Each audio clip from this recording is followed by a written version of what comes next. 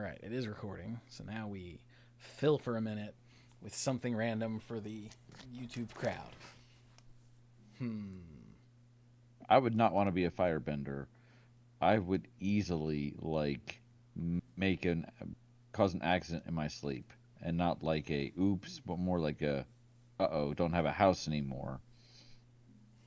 So I would not want to be a firebender. I don't think it just happens like that. With my luck, I'm aware that in the universe of the Avatar, it takes intense training and concentration, all that.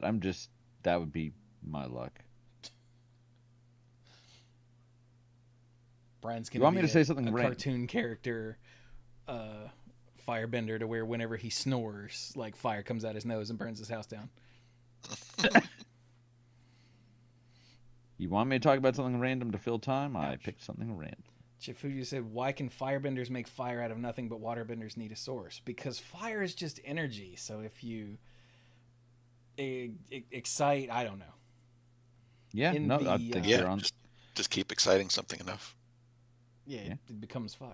Even though that would take way more energy than you can get by doing a martial arts move. But in the crappy movie, they had to have a source of fire. But what if his power is over 9,000? Well, that'll make the YouTube people stop listening. So here we go. Let's start the show. Everybody watching on YouTube just went, nope, not listening to these idiots. Damn. My bad. Oh, that's cool. We didn't want to listen. We didn't want them to listen anyway. And if they got this far, it counts as a view. So I don't give a damn. So all right, here we go. Oh, jam. Jam, I say. I say jam. Peanut butter jelly time. Oh, my God. Hello, everyone, and welcome to the Manapool, episode 738. Good Lord. That's such a long time. We are so old. Oh, God, we missed the anniversary. What? Oh. Because it's the old man's birthday, which was Monday. So this is the anniversary show. Cool. So let's see, if we started in 07, are we 18 now? Is that right? No, that can't be right. We are 18, yes. Sounds like it. The show can vote. Well, let's hope that it's learned from us and votes in a way that's not against its own interests. Hopefully. Dear God, 18 years. I can't. That's literally a whole person. Like, that's more than the whole person that two of these nerds have created. Yep.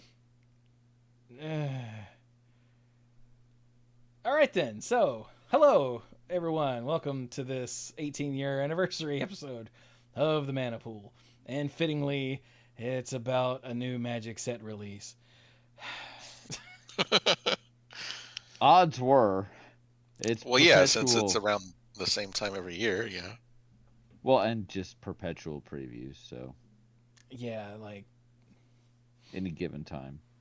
Oh, yeah, that was a thought that I never finished in the pre-show. I was talking to Mom about, Mom asked, whoa, you guys doing a show this week? So, yeah, we're doing a new Magic set. She's like, another one? And I went, yeah. And I had to explain to Mom how back in the day there were 3 Magic sets a year, and every other year a 4th one. And now it's ballooned to where there are 6 standard legal Magic sets a year. Next year there's going to be 7.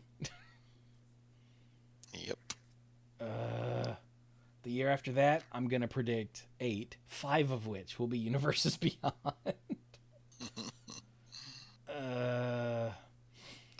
So, yeah. But anyway, hi, I'm old and I'm Chewy. Wait, no. Let me strike that. Reverse it. I'm Chewy and I'm old. With me are these other septuagenarians who are also old. I'm Brian, and not only am I old, but my daughter delights in reminding me how ancient I am, because I am decrepit. I mean, in her defense, You are much older than your age. I am told that I act way older. I like to think I'm mature, but the other direction is just crotchety. So,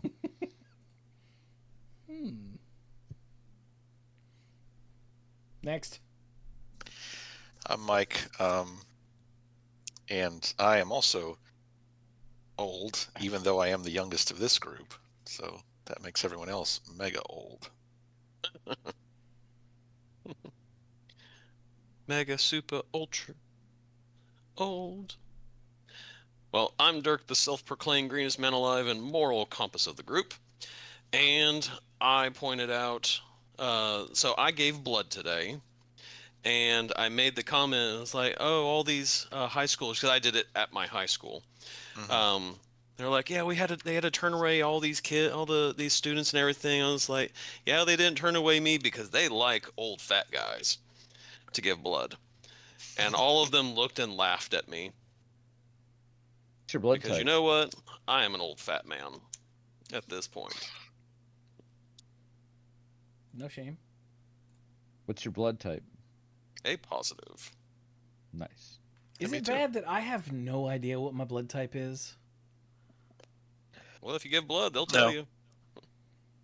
What's really bad is that I am O positive. I'm a near universal donor, but I don't give nearly enough. So that Let the bloodletting begin.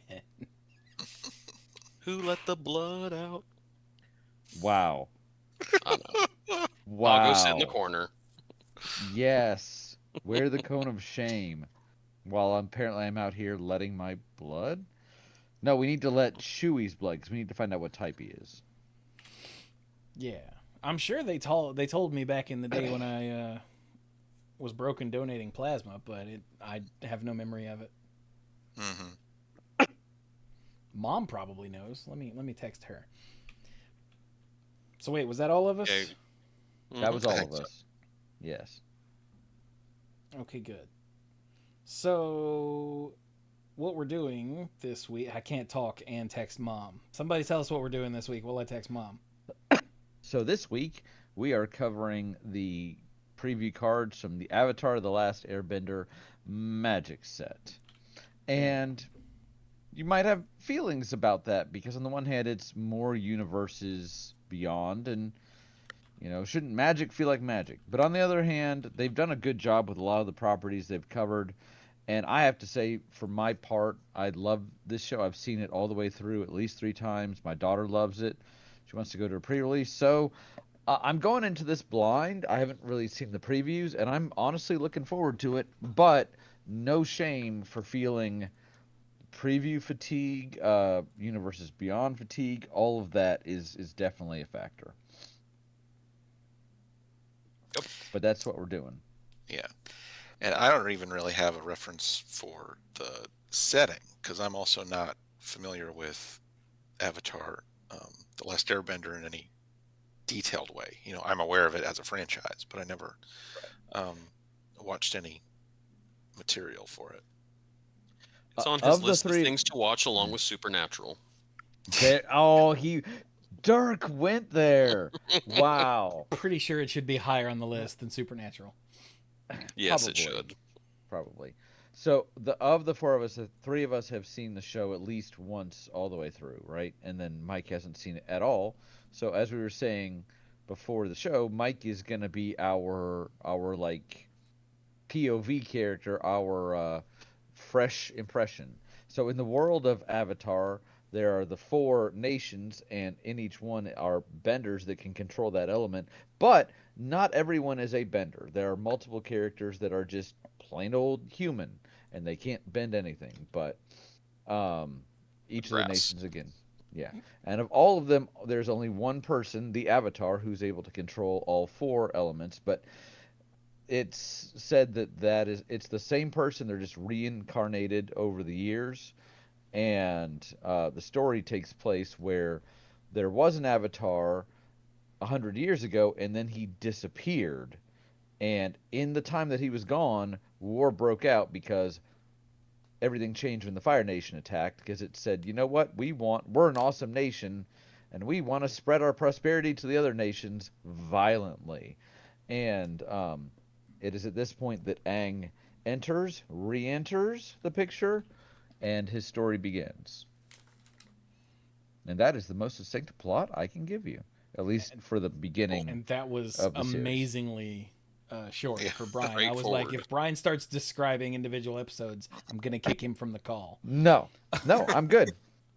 Now we'll let the cards speak for themselves, and we have the mechanics pulled up. And again, every element: fire, earth, wind, and water.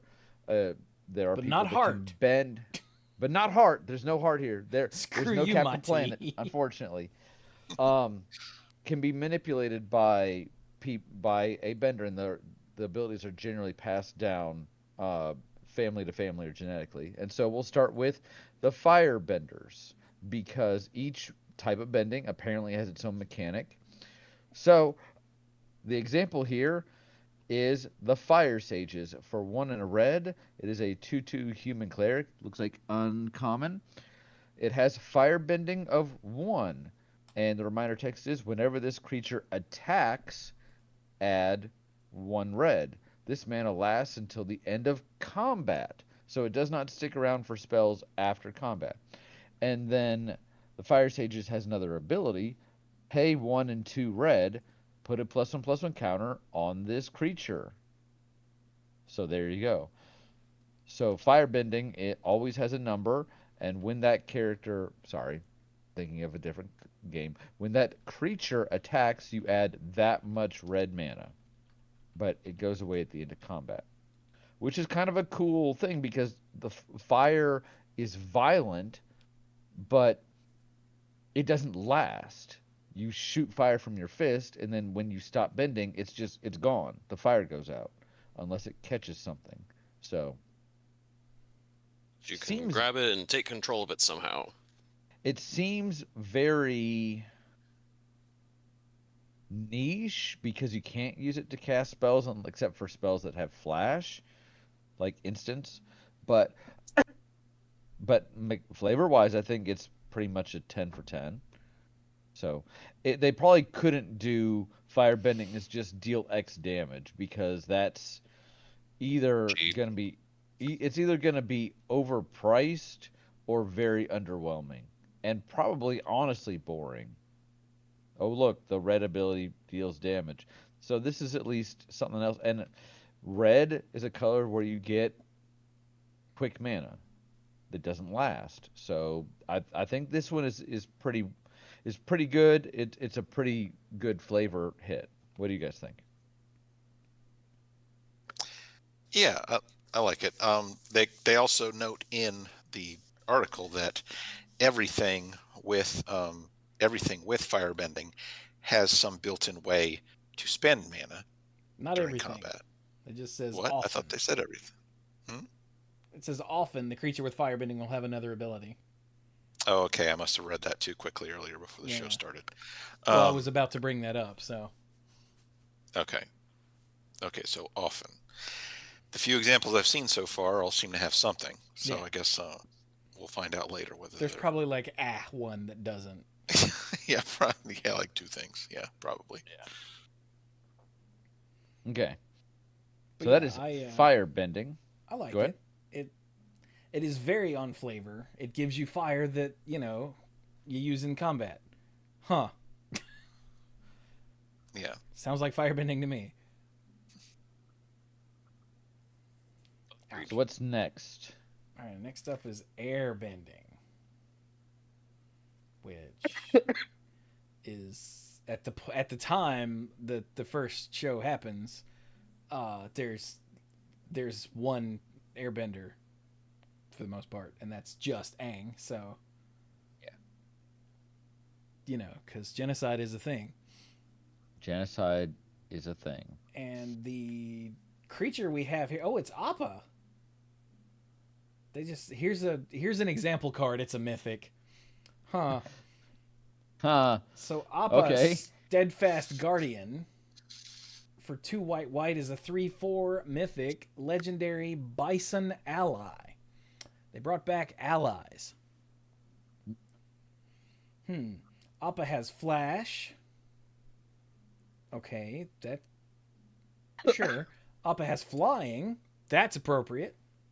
Yes, Appa is in fact a flying bison, so... It's true. And when Appa enters, airbend any number of other target non-land permanents you control. What? Oh, okay. I was like, it doesn't tell me what that is. There's reminder text here. Exile them.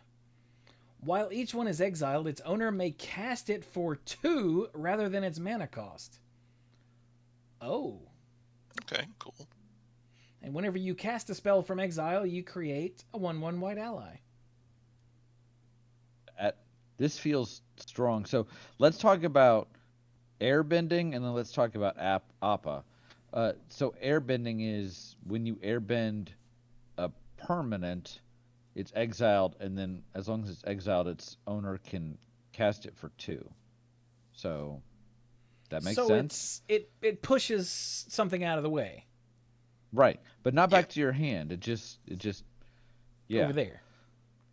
There is a scene early in the first season where Ong is dueling a Did you just say earthbending Ong? master. Yes, he does. Sorry, Aang. Sorry. It's the cold. Aang. I've never actually seen the stupid movie. But where Aang is dueling an earthbending master, and he's doing his best to, well, basically evade and get around the earthbending master without hurting him.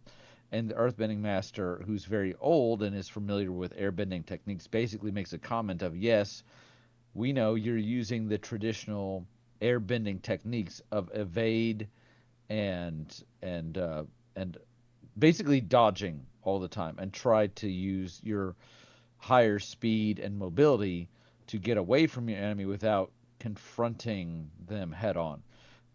Airbenders in general are nomads, and they are traditionally pacifists. So their whole thing is using their element to try to get away or try to subdue the enemy without causing harm if possible. So here, you don't destroy the permanents, you just kind of tuck them away. And notice, and now this is getting to Appa in particular, you're not airbending other people's stuff because he's got flash. You're doing this in response maybe to a wrath or something else to save them, and then recasting them for free. And if Appa is around, every time you get recast those spells, you get additional allies. This feels pretty good. I mean, and if nothing else, a 3/4 flying for 4 with flash is fine. It's not mythic, It's fine. but it's fine. No. But, I mean, these days, who doesn't play with enters the battlefield effects? I mean, these days, what doesn't have an ETB effect on it? Right. Yeah. Oh, for some reason I can't remember the name of the card, but back in the day there was a format. Yeah, that's probably what it was. Back in the day there was a format defining, angel with flash that exiled stuff. So Resto Angel? Yes, Restoration Angel, that's right. Resto Thragtusk. And I think it was a 3/4 for 4. So this is a little echo of that, but But this can target a lot of stuff. Yeah. So that's airbending, and that is Appa. Such a weird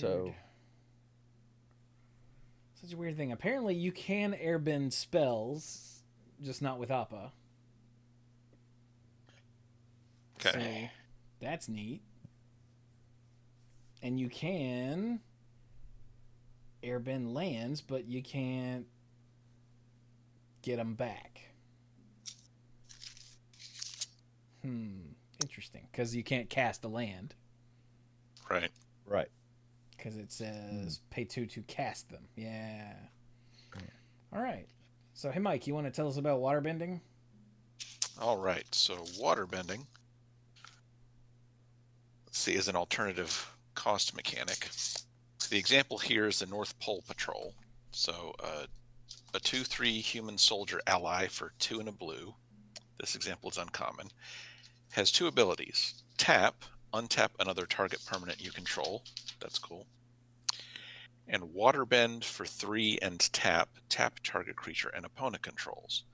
Now, what waterbending is that while you're paying a waterbending cost, you can tap artifacts and creatures to help pay for it. Kind of like, Convoke or any other similar things. And each one of those pays for 1 generic mana in the waterbend cost. That seems not terribly strong. Yeah, the creature or artifact, the or artifact part makes a difference. Okay, Because that is true. if you're generating treasures or spoiler alert clues or other things like that, that can go a long way. I definitely get where Chewie's come from when he says it doesn't feel terribly strong. A lot of this is going to depend on what are you using the water bending for. But anytime you reduce costs, it has the potential to be kind of silly. So so you got to be careful about what you put it on. And this card in particular, it started happening several years ago. At this point, it might even be many years ago, where they started seriously powering down repeatable tap target creature effects so that it wouldn't bog down limited too much. And well, still, even if you just have one thing hanging out there that can help you pay the cost, that's still pretty cheap. 2 and tap target creature and opponent controls. It's not bad. I'm not sure about the flavor of water bending. I think it's going to depend more on how it's used versus like with fire bending, like, okay, it makes red mana. With air bending, it shoves something out of the way. With this, I think it depends. And here on this card, I get it because this is the North Pole Patrol, and there are 2 major water tribe civilizations, the South Pole and the North Pole. And the North Pole is much more fortified. And so, what I think obviously is happening here is they're freezing the water to prevent an attack, and that's what's represented by this ability. So, I don't know about water bending strictly as an ability.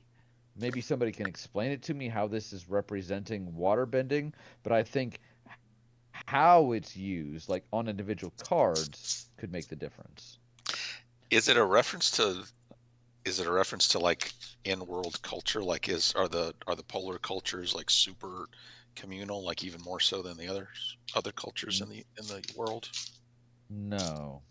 Okay. Yeah, The southern pole was almost wiped out by the firebenders and is basically just they're basically just struggling to get by, whereas the North Pole is heavily fortified. But I think each tribe basically keeps to itself. So you do have it is shown that when water benders work together, they can bend much larger bodies of water into a stronger effect. So maybe that's part of it. Yeah, I think that's why you can see there's 2 on the boat and there's another 2 behind them, and you can see 3 boats full of people here with another boat in the foreground. So, and they had all of them out there to, I don't remember what they were doing in the preparation for the Fire Nation attack, but I distinctly remember the boats full of benders out in the water all working to do one thing. I just can't remember what that thing was. I think they were freezing part of it, and they were trying to destroy some of the trebuchets. And the Fire Nation General Iroh said to the admiral, "You have to pull back. You don't stand a chance." They were as the fight dragged on into the evening, and there was a full moon. The waterbenders at nighttime, especially when the moon is risen, have much more powerful effects, and the firebenders were not able to keep up because tides. Neat. So you'd have to kill the moon to put them at a disadvantage, which would be crazy. I often wondered if, like, when the new moon was up in the middle of the day, did they get stronger? But because nobody ever wants to ever reference a moon unless it's a full moon at night, Yeah. we never hear anything about it. And I mean that in any medium ever. The full Sure. moon matters. Literally nothing else matters. He's not wrong. Drives me up the wall. But so that's water bending. There's one more type of bending, and it's Yeah. got Dirk written all over. Water bending, much like the water bending we see in the show, God, it kind of sucks. Well, Anyway, what do we got, Dirk? all right. Well, the fourth type of bending is earth bending. So this one is on a card called Badger Mole. So for 4 and a green, it's a 4/4 Badger Mole. And it says, when this creature enters, Earth Bend 2. Hey. And the reminder text says, target land you control becomes a 0/0 creature with haste that's still a land. So Earth Bending apparently causes lands to become creatures. So where the 2 comes in, put 2 +1/+1 counters on it. When it dies or is exiled, return it to the battlefield tapped. Oh. See, I like that. Yeah. That feels very fun. I hadn't The, read the that fact last that you part get it before. back. See, fact that that's you get kind it of how I back is felt great. that old school green ability, whereas, land becomes a creature and everything. I feel like this should have been what it was back in the day. So I really like earthbending. There are a lot of like animate land effects in Magic, but most of them cause you to lose the land if it dies. This is a neat way around that, and this I think There was that whole without mechanic in the Return to Zendikar. Was it called Awaken? Yes. Called something Awaken. else. Yeah. Yeah. Now, I always felt so reluctant to actually use the Awaken on stuff because it's like, Right. I don't want to be. So down I'm on glad it. this is here because they want you to actually play with earthbending. Oh, and there's Yeah. one more ability on the Badger Mole. And it says creatures you control with +1/+1 counters on them have trample. Which this fits well. Which means the any land has kind of- trample. Yeah, and this also fits well into any green deck that uses Counters. +1/+1 counters. So Yeah. earthbending. It also means in this case you're not putting a 2/2, an extra 2/2 to the board. You're putting an extra 3/3 with trample to the board. Yeah. Yeah. Yes. Which is pretty good for 5 mana. You get a 4/4 and a 3/3 with trample.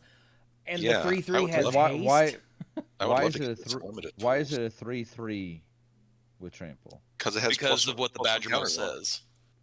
Creatures you control with +1/+1 counters on them have trample. Oh, never Yeah. mind. I saw +1/+1 and my brain went, Yeah. "Wee, +1/+1. Oh, it just sorry. means they get 2/2. trample. Yep. We're stupid.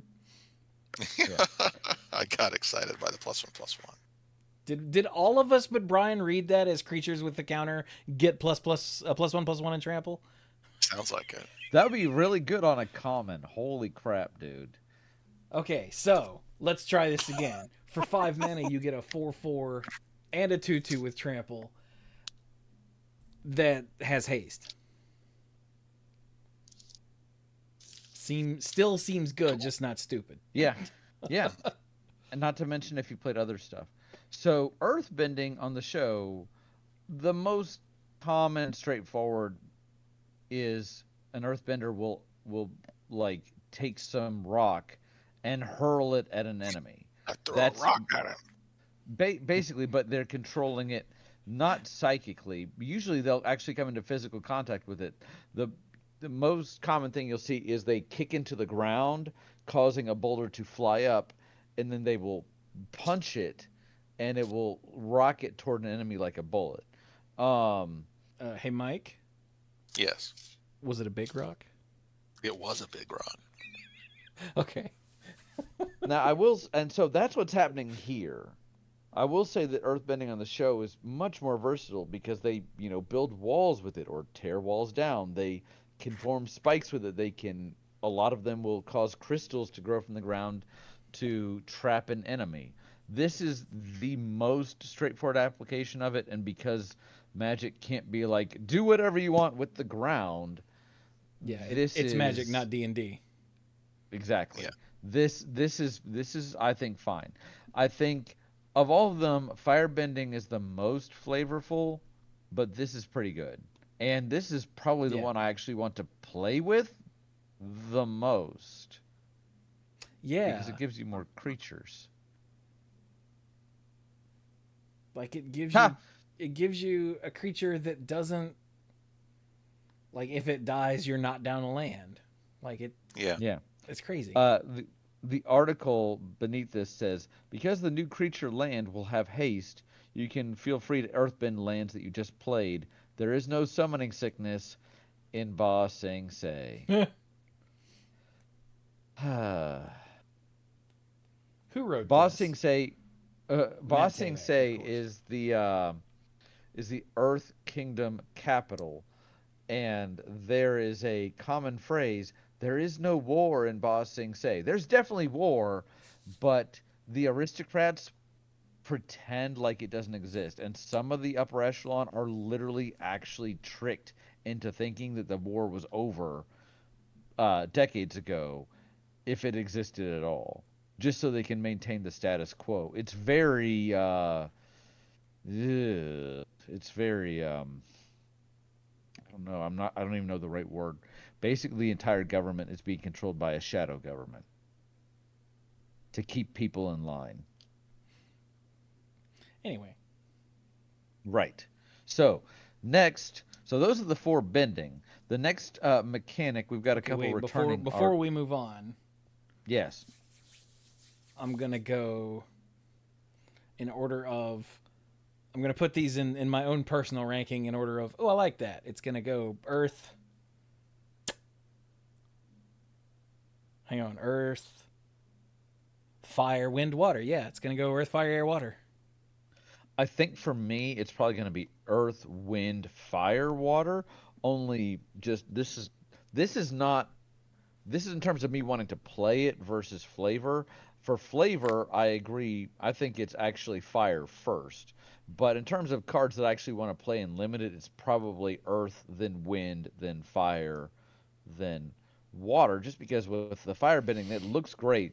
But if you don't want to attack, if you're not in a position where you can attack, the fire's gonna go out. Apparently, I am A positive. Nice. Good for you.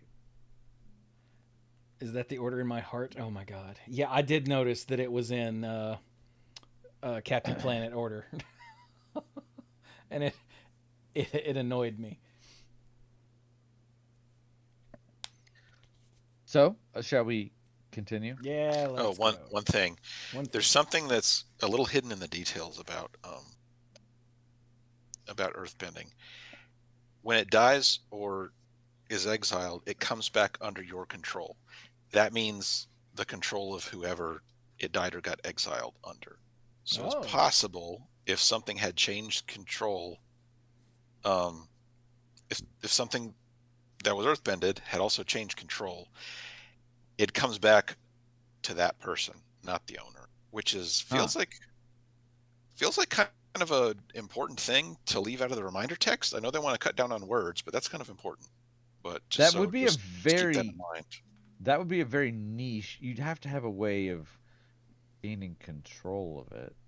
I mean, they print threaten effects all the time. I was going to say, threaten is totally they do a thing. That is true. What? How? That seems like an oversight. Yeah, I think they could have spent another couple words in there to make that clear. And that's the earthbending? Yeah. Something. So if you stole someone's land and it's destroyed, it goes back under whose control? Whoever it died under. Oh. Yeah, so Dirk, you're a green player, so let's say you're playing airbending. or airbending. You're playing earthbending. You turn a creature into a whatever. I threaten it and then use fling to throw it at Mike's face because I'm always throwing rocks at Mike's face.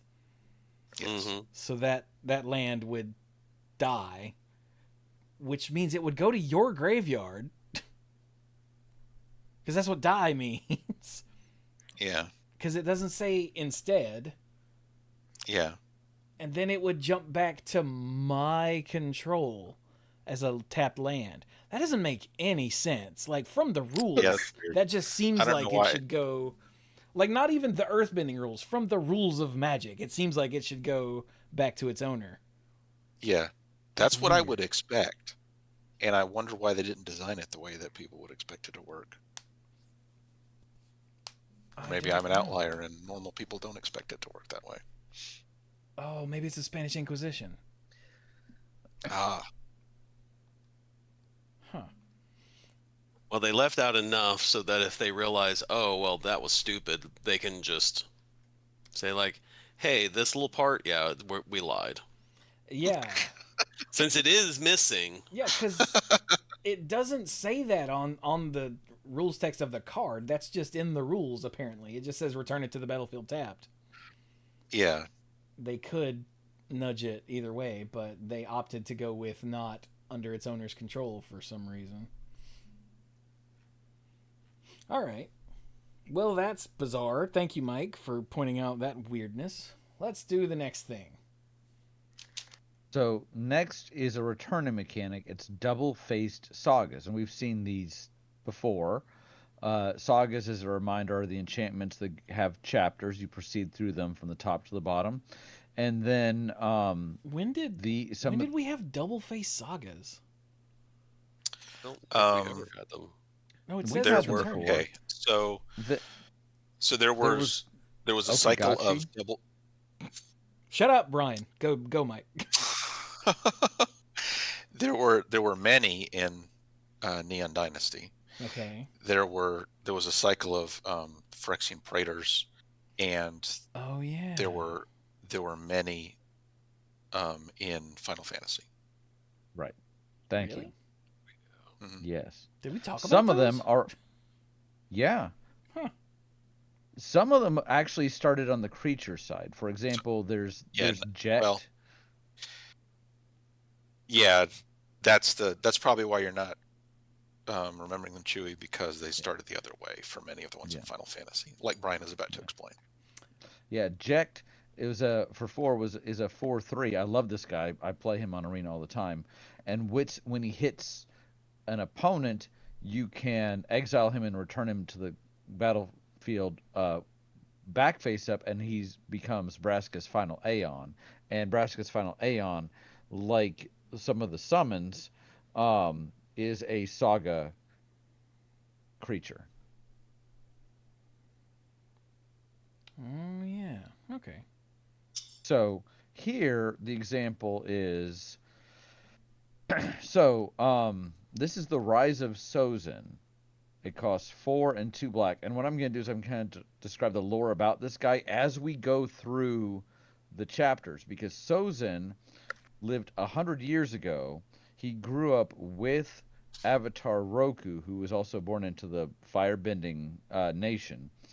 And as Roku was going around the nations, kind of learning about the other types of bending, Sozin was getting more powerful and said, again, we've got the Avatar. That's cool. We've got this industry. We're doing really good. We should share our culture with the rest of the world. And maybe if they don't like it, well, they're just not going to have much say in the matter. And Roku returned and said, you can't do that. Don't do that. And then Roku died. And as soon as Roku died, Sozin was like, okay, I've got a couple of years before they figure out who the newest Avatar is, because they've just been reborn. I'm going to take advantage of the situation. Also, I know the next Avatar will be an Airbender. I guess all the Airbenders have to die. So chapter 1, destroy all creatures. He literally used as while the waterbenders are powered by the tides and the moon, the firebenders are powered by the sun, And there is a comet that after this became known as Sozin's Comet that as it got closer to the Earth, all the firebenders got a major power boost, and Sozin used this to wipe out the airbenders. However, until he died, he was never sure that he completely wiped them all out, and he spent the remainder of his days hunting the Avatar. So, Chapter 2, choose a card name, search target opponent's graveyard, hand, and library for up to 4 cards with that name and exile them. Then that player shuffles. He's searching for the Avatar. If he names the Avatar, it's removed. It's removed, and he doesn't have to worry about it until it's reborn again into the Water Tribe. And then finally, having done this, he's essentially conquered most of the known world. Chapter 3, exile this saga, then return it to the battlefield transformed under your control as Fire Lord Sozin, now feeling like he's unopposed. Roku's dead and he's killed off the air nomads. He's a 5/5 human noble with menace and fire breathing 3. Bending. And fire bending, what'd I say? Fire breathing? Yep, that's a different That's card. a separate thing, yeah. Yeah. Whenever Fire Lord Sozin deals combat damage to a player, you may pay X. Gee, where will I get extra mana from?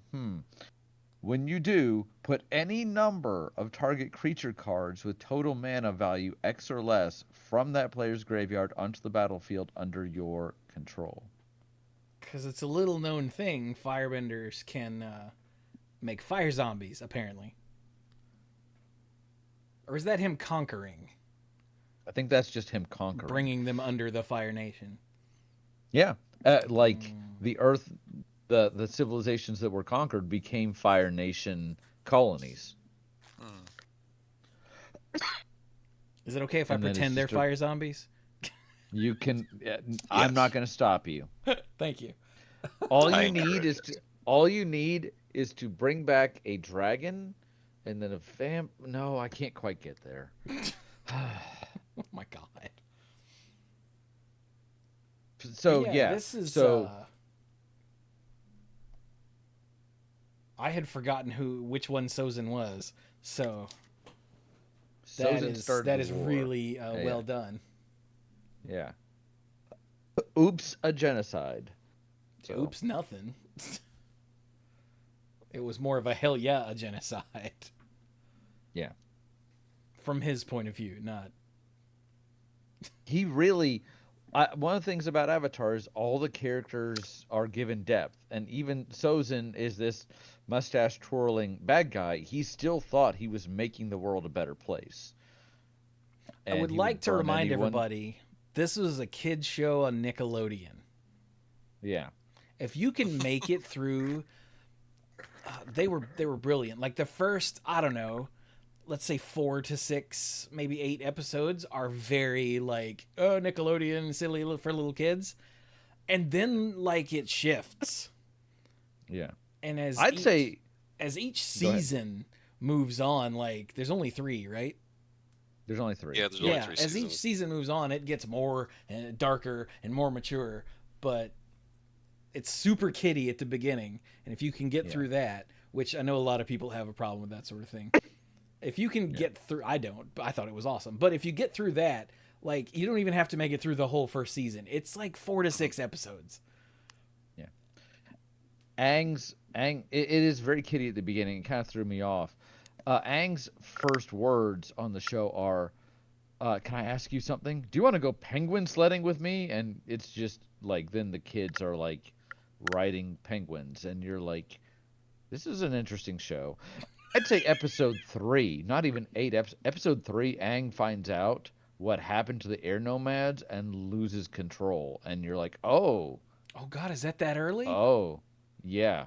Oh yeah. So it's not even 4 to 6 episodes. Yeah. So, but those are and there'll be more sagas, I'm sure. The fact that they put it here, hopefully this isn't the only one. What's next? Oh, one thing that came up in the chat, something very interesting about the second chapter of Rise of Sozin, is that there's no restriction on what kind of card you can choose the name of. True, but if you You're name limited a to picking basic, yeah, Yeah, you're limited to picking out 4, but still, that's a big difference.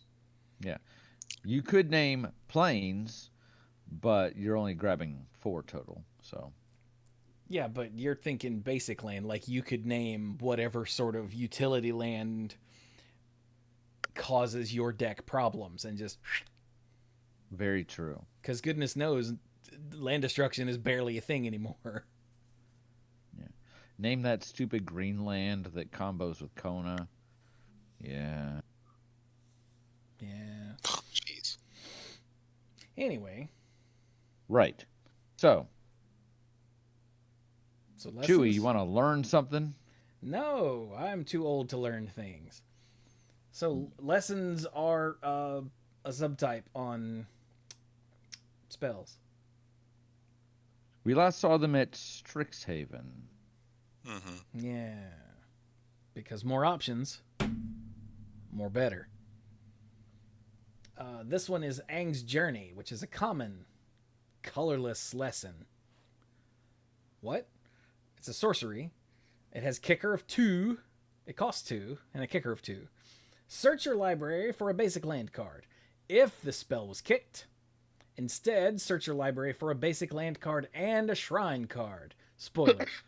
Reveal those cards, put them into your hand, then shuffle. You gain 2 life. So for 2 mana, it's search for a basic land card, gain 2 life. That's okay. Yeah, which is fine, you know. It just goes into your hand. And if you pay 4 mana, it's search for a basic land and a shrine, gain 2 life. That's cool. So, yeah. So interestingly enough, when we saw lessons in Strixhaven, it was along with cards that had the ability called Learn. And when something said Learn, you would also be able to look at your sideboard and pick a lesson card and put it into your hand, right? This article specifically says that you remember that lessons previously appeared alongside the keyword action Learn, which isn't returning in the set. So there's no learning, but there's still lessons. Yeah. So And lessons, like it says, have no inherent thing on them in this set, but there are cards that care about lessons, like Aang the Last Airbender. Hey, look at that.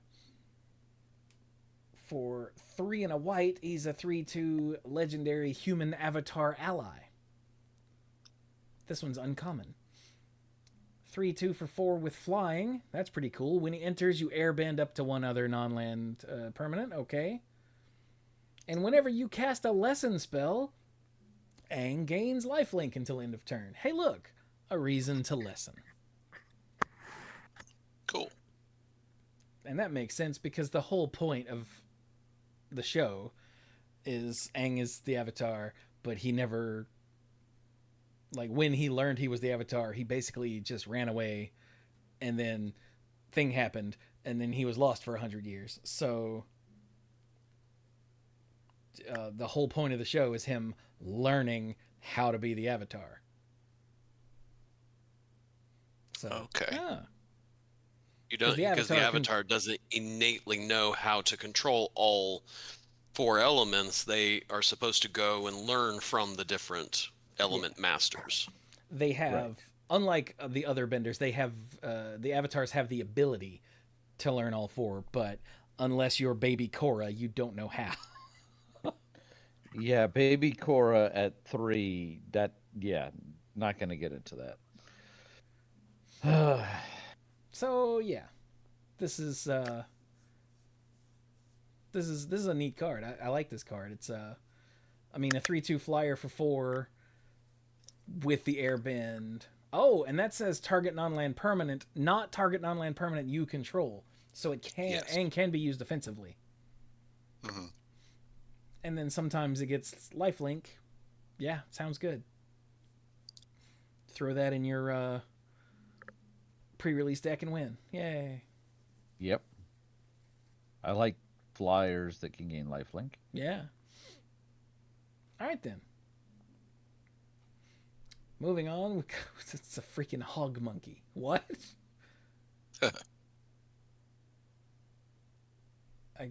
Okay, Mike, you want to tell us what the hell exhaust is? Because I don't remember. Yeah, so exhaust was first came up in Aether Drift, and it's an activated ability that you can only activate once. So on the Hog Monkey, it's a 3/2 for 2 and a black. It's a common boar monkey. And at the beginning of combat on your turn, target creature you control with a +1/+1 counter on it gains menace until end of turn, and it has an exhaust ability. Pay 5, put 2 +1/+1 counters on this creature. And reminder, activate each exhaust ability only once. Yep. So a 3/2 for 3 can turn into a 5/4 for 5 more mana. That can also give itself menace, which sounds like a decent deal, to be honest. Yeah. For a common, for a 3-drop common, that's pretty good. Mm-hmm. Side note, so this is a boar monkey. We saw badger mull before. If you haven't seen the show, most creatures in this world are a mishmash of 2 creatures. That's not due to science, or it's never really explained.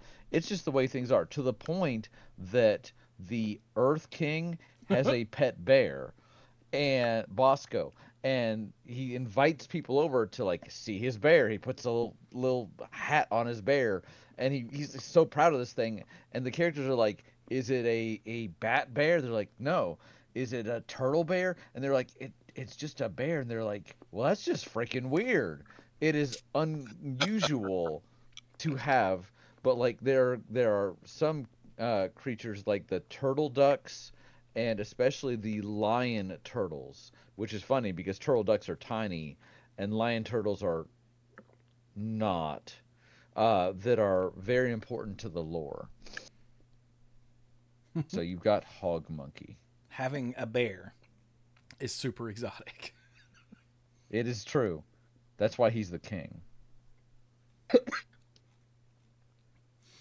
All right, then we got clues. No, not the guy in the bow tie. So who's up? Dirk, do you remember what clues do? Lose. Yeah, he wears a bow tie and loves goblins and hates blue and has a hot wife. Then he would love Azula. I was about to say, it's been a little while. I remember they were the thing for the one like bonus set or something. They were an Innistrad. That's what it was. They've popped up a couple times. All right, well, yeah, it's been a little while. I know there is a returning mechanic, but anyway, returning predefined token. That's what it was. Yeah. It's like food or map tokens. Anything that makes a clue token. A clue token is just an artifact token that you can pay 2 and tap and sacrifice to draw a card. You don't have to tap There you go. You don't have to tap it. Thank you. Just 2 and sacrifice. Yes. So the card that has this on it is Azula on the Hunt. For 3 and a black, she is a 4/3 legendary creature, human noble that is uncommon. She has firebending 2. Skipping to the next part.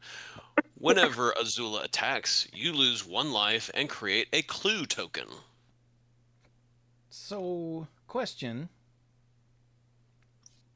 Did they just not want to use the word investigate?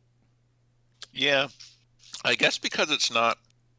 I get the feeling that it's probably not closely related enough to the main action of the story to make sense, so they just didn't want to have that as a distraction. I always thought it was really kind of dumb that there was a whole verb for create a clue token. That's the next thing I was going to say. That just seems dumb. Like they didn't do it for anything and any of the other predefined tokens. Yeah, I think in Innistrad Noir or with Jace Noir, investigate was neat, but as they move on, they're like, why have we done this? Yeah, and also in that set and several other sets that followed, they did make designs that cared about when you investigated, which that's easier to write out than like whenever you create a clue token. It's easier to write out whenever you investigate, do blah blah blah. But yeah, otherwise it's just funny looking in a card's text. Yeah. Have a specific word for that. Oh wait, is there anything? I didn't even read this. Oh, in the previous sets, clues were associated. Look, if you read the article, it tells you things. Clues were associated with the investigate keyword action, but investigate isn't returning here. The effects that create clues just do so directly. Interesting. Okay. All right then. And then the very last thing in the mechanic article is another returning mechanic Sort of. that Chewy referred to before because it came up on a lesson is shrines. Shrine is a subtype of enchantment. That's all you need to know about that. I believe all of them have historically been legendary, but the example here is the Southern Air Temple for 3 and a white. No. It is a legendary enchantment shrine. It's an uncommon. When Southern Air Temple enters, put X +1/+1 counters on each creature you control, where X is the number of shrines you control. And whenever another shrine you control enters, put a +1/+1 counter on each creature you control. So there's some shrine cycles where it's like at the beginning of your upkeep or at the end of your turn or whatever, do X. And generally they want you to have more shrines. And the way that that works is because they're all legendary and they're across usually the 5 colors, it rewards you for playing more shrines as you get more, the X value is higher. Here, this is whenever you play this and whenever you get another one. And I do like the fact that this is always good because whether it's the first one and then you then play more, or whether it's the last one, you still get the benefit from the other ones you've played because of its enters ability and the ability of whenever you get another one. Oh, they are all legendary. Yeah, that way, because so many, they all scale with however many shrines you have. Yeah, This is so a that way way you to couldn't play keep 3 Honden of Infinite Rage and obliterate just literally anything. win. Yeah, I think it stops every draft from being just draft Honden of Infinite Rage. Yeah. Straight up. The birthplace of the Last Airbender. So there are currently, before... Oh, no, counting this set, 22 cards with the subtype shrine. There Awesome. is a commander legendary creature that makes 1/1 shrine tokens that aren't legendary, and it's dumb. Unless you love it, in which case that's fine. But I feel like I ugh. haven't seen it across the board on Arena in a long time. I used to see it really often. So I It guess used to it'll be probably there. make a comeback. It used to be in every match of Brawl. So, how do we want to approach literally every card in the set? Is there a Let's see. subset we want There- to do? Do we want... Hang on. There Go ahead. are currently... Oh, this isn't accurate. There are 34 cards with the word shrine on them, but some of them don't count. Dwarven Shrine, Goblin Shrine. Drungle Shrine is just a land. Huh. Okay, well, you've got Gatherer. You can figure it out. Sorry, I got hung up on shrines. It's okay. And I think we should do Team Avatar. All right, then let's do Whoop. Team Avatar. Although the problem is most of them probably have multiple versions. I didn't know if we wanted to start with like the sagas, but that's not all the main characters. So Mm, crap.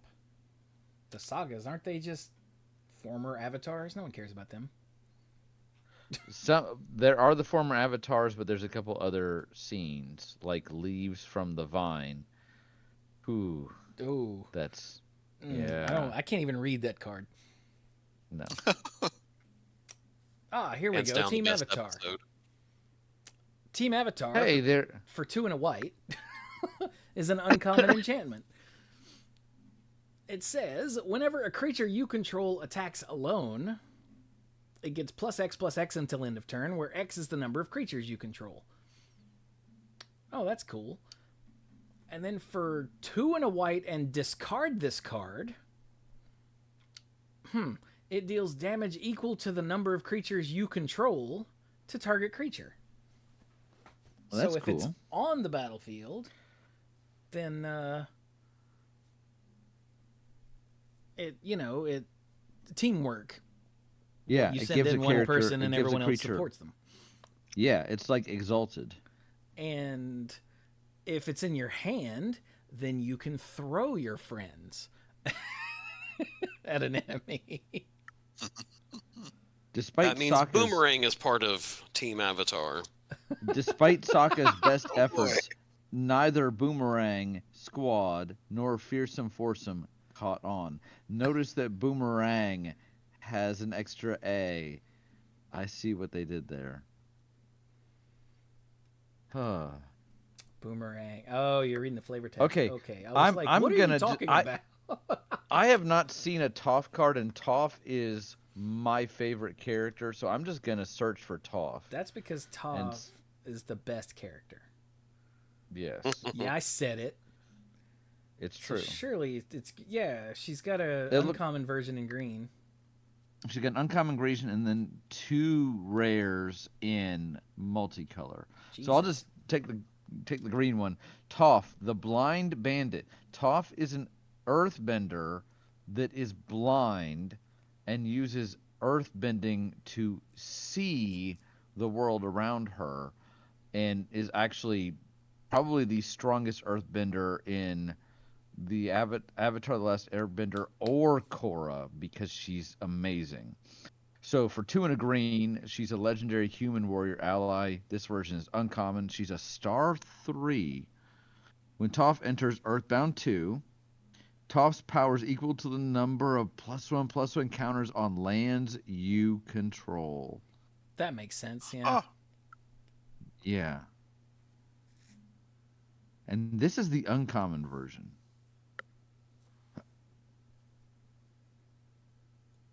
Yeah, let's go down to multicolors. Let's see here. Why are there so many? Why are there so many multicolor? No, why are there Because so people many? love. Like, there's 3 of every freaking character. Yeah, Aang I has guess- 3 cards. I think to show them at different points in their journey. That'd be my guess. Yeah, that's true, because Aang has a white, blue, green, white, blue, red, green, white, blue. Yeah. Wow. Plus his goofy mono white one. Yeah. That's true. Yeah. For him, that makes a whole lot of sense. It's as he's gaining mastery of the elements. All right, so let's do the next Toph. Let me just... There we go. So who wants to read the next Toph? I just took a Toph, so I'll let somebody else take the next one. Mike, read a Toph. sure. So Toph, hard-headed teacher. For 2, a red and a green, you get a 3/4 human warrior ally. When Toph enters, you may discard a card. If you do, return target instant or sorcery card from your graveyard to your hand. Cool. Everyone loves stuff like that. Whenever you cast a spell, Earthbend 1. If that spell is a lesson, put an additional +1/+1 counter on that land. Ooh, that's nice. Awesome. So this is when Toph has joined them. Spoiler alert for a show that's been out for so long. But when Toph joins them, she becomes Aang's earthbending teacher, which is what we see here. And she does not go easy on him. She's like, "You're gonna learn this, or you're gonna, not. I'm awesome at it. Try to keep up." And it takes him a while. Twinkle toes. Yeah. Yeah, because I don't know if you're aware of this, you guys, but like Earth is pretty much the exact opposite of air, Mhm. in much the same way that fire is pretty much the exact opposite of water. Right. So in the Avatar or the element cycle, everything across from each other is drastically different. So of course he struggles with earthbending because his native thing is airbending. Yeah. Not to mention Aang, as a character, his entire philosophy is feel out a situation and use your guile and wit to maneuver around it and evade and defend. And Toph's answer is earthbending is smashing your opponent head on. You have to be tougher than the element you are trying to bend. And Aang is like, I don't do that. And she's like, LOL, get good noob. Because that's how it works. And that's why it honestly actually ends up picking it up fairly quickly considering the struggle, but his past lives did manage it, so he has a leg up. But it is 100% against his nature and against his native element. Yeah. Anyway, Dirk, you want to read the last Toph? Yes. Off the first metal bender. So for one, red, green, white. That's Jund colors, right? Naya. Naya. Naya. Jund My to be bad. black. So, Toph the first metal bender is a 3/3 legendary creature, human warrior ally that's rare. Non-token artifacts you control are lands in addition to their other types. They don't gain the ability to tap for mana.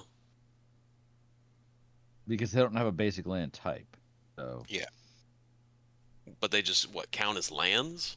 yes. Yes. Yeah, But because you just can't tap for she's- mana. Yeah, because she's a metal bender, and earth bending means you can tap land, or you can turn lands into creatures. Oh, it fits into the next part. Gotcha. So the next part, at the beginning of your instep, Earth Bend 2, which means target land you control becomes a 0/0, put 2 +1/+1 counters. So she essentially turns artifacts that are just whatever Yeah, she into can. creatures. Yeah, she can bend metal, so she can bend artifacts. Because artifacts are metal, right? Shut up. Ignore the rest. Yeah. This is also extremely important for one reason. I hadn't seen this. I'm just thinking about this now. There's so much removal now that is do X or do blank to target non-land permanent. Yeah. And this completely turns that off. It doesn't protect her, but it protects all of your artifacts. So Chewie, I've done a lot of the lore. Why is it significant that she's a metal bender? What do you mean? Because it'd never been done before. Because she's the first one. Yes. That. I mean, I'm not going to explain how He was she looking figured it for it. out. Like, I don't know what you're asking. Yeah. Metal is just earth that has, as far as, the show is concerned, is just earth that's been worked. Yeah. It's got The reason that mineral, yeah, as Chifuji said in the chat, minerals of earth. And she was the first one to figure out that, hey, wait a minute, I can control this if I'm real good. this is, I think what I was going for is this is significant because she's literally the first one. How they would capture and imprison earthbenders is they would put them on metal structures. There's an episode where they take earthbending dissidents and put them on a ship in the middle of the ocean, and they're like, oh no, there's no earth here to bend, and they actually found like ash in the chimneys, and they were using that. So her to realize this after however many hundreds of years of this civilization being like, we can't do it. That's what I was going for. That's why that's significant. Is it epitomizes her mastery of it. Because Toph is in fact the best. She really is. All right, so let's do Sokka. You want to do Sokka? Let's do Sokka. Because Sokka's awesome. Does Sokka have a card? What the hell? Oh, here we go. He's got 3 in multicolor. He has no monocolored? Interesting. Not unless it's called something other than Sokka. Doesn't look like it. So uncommon is it's sort of monocolor because it's hybrid. He's 1 and 2 blue-white hybrid. Remember hybrid? We're not explaining it. So Sokka, Lateral Strategist, is an uncommon legendary human warrior ally. He's a 2/4 with vigilance. And whenever Sokka and at least 1 other creature attack, draw a card. Because strategist. Yeah. And that's called Sokka style. Learn it. Sokka definitely has a lot of personal growth over the series. He struggles with the fact that he's not a bender, but he is kind of a born leader. And it just takes him a while to kind of grow into the role. But you know what he does have is he has a boomerang. He does, that he calls Boomerang. Sokka, Bold Boomeranger, for a blue and a red, is a rare legendary human warrior ally. He's a 1/1 for 2. Nice. When he enters, discard up to 2 cards, then draw that many cards. Whenever you cast an artifact or lesson spell, put a +1/+1 counter on Sokka. I'm just a guy with a boomerang. So I think, wow. again, this just kind of epitomizes him learning. Mm-hmm. That's pretty cool, actually. Yeah. Because, you know, he does gather up some artifacts throughout the show that make him stronger. Mm-hmm. 1 specifically, but I'm sure I'm not thinking of something. Oh, Donovan Bain said there's a boomerang card that synergizes with this. Uh-oh. Hang on. Yeah, it's an artifacts. Oh, it's it. Oh, is it? Did I have it on the screen already and just not see it? Trusty boomerang. Oh, yeah. If you search for Sokka, it still comes up. Yeah. Yeah. What's that do? So for 1, it's an artifact equipment that's uncommon. Equipped creature has 1 tap. Tap target creature. Return trusted boomerang to its owner's hand. Equip for 1.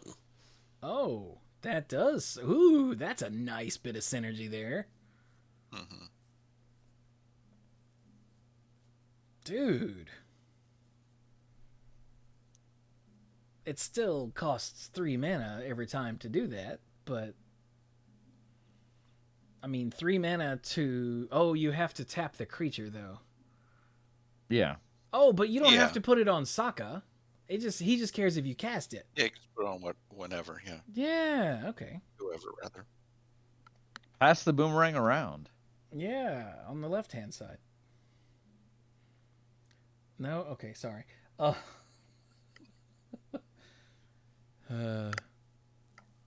But he really does finally come into his own.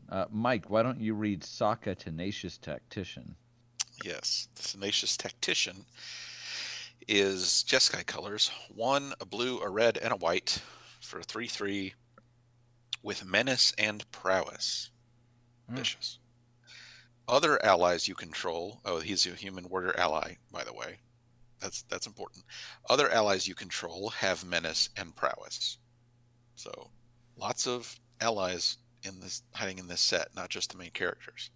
And whenever you cast a non-creature spell, create a 1/1 white ally creature token. Jesus. He screams, "Play me with combat tricks." Yeah. Sorry, go ahead. I was saying, so basically Monastery Mentor. Yeah. Yeah, that seems pretty good. Mm-hmm. I like it.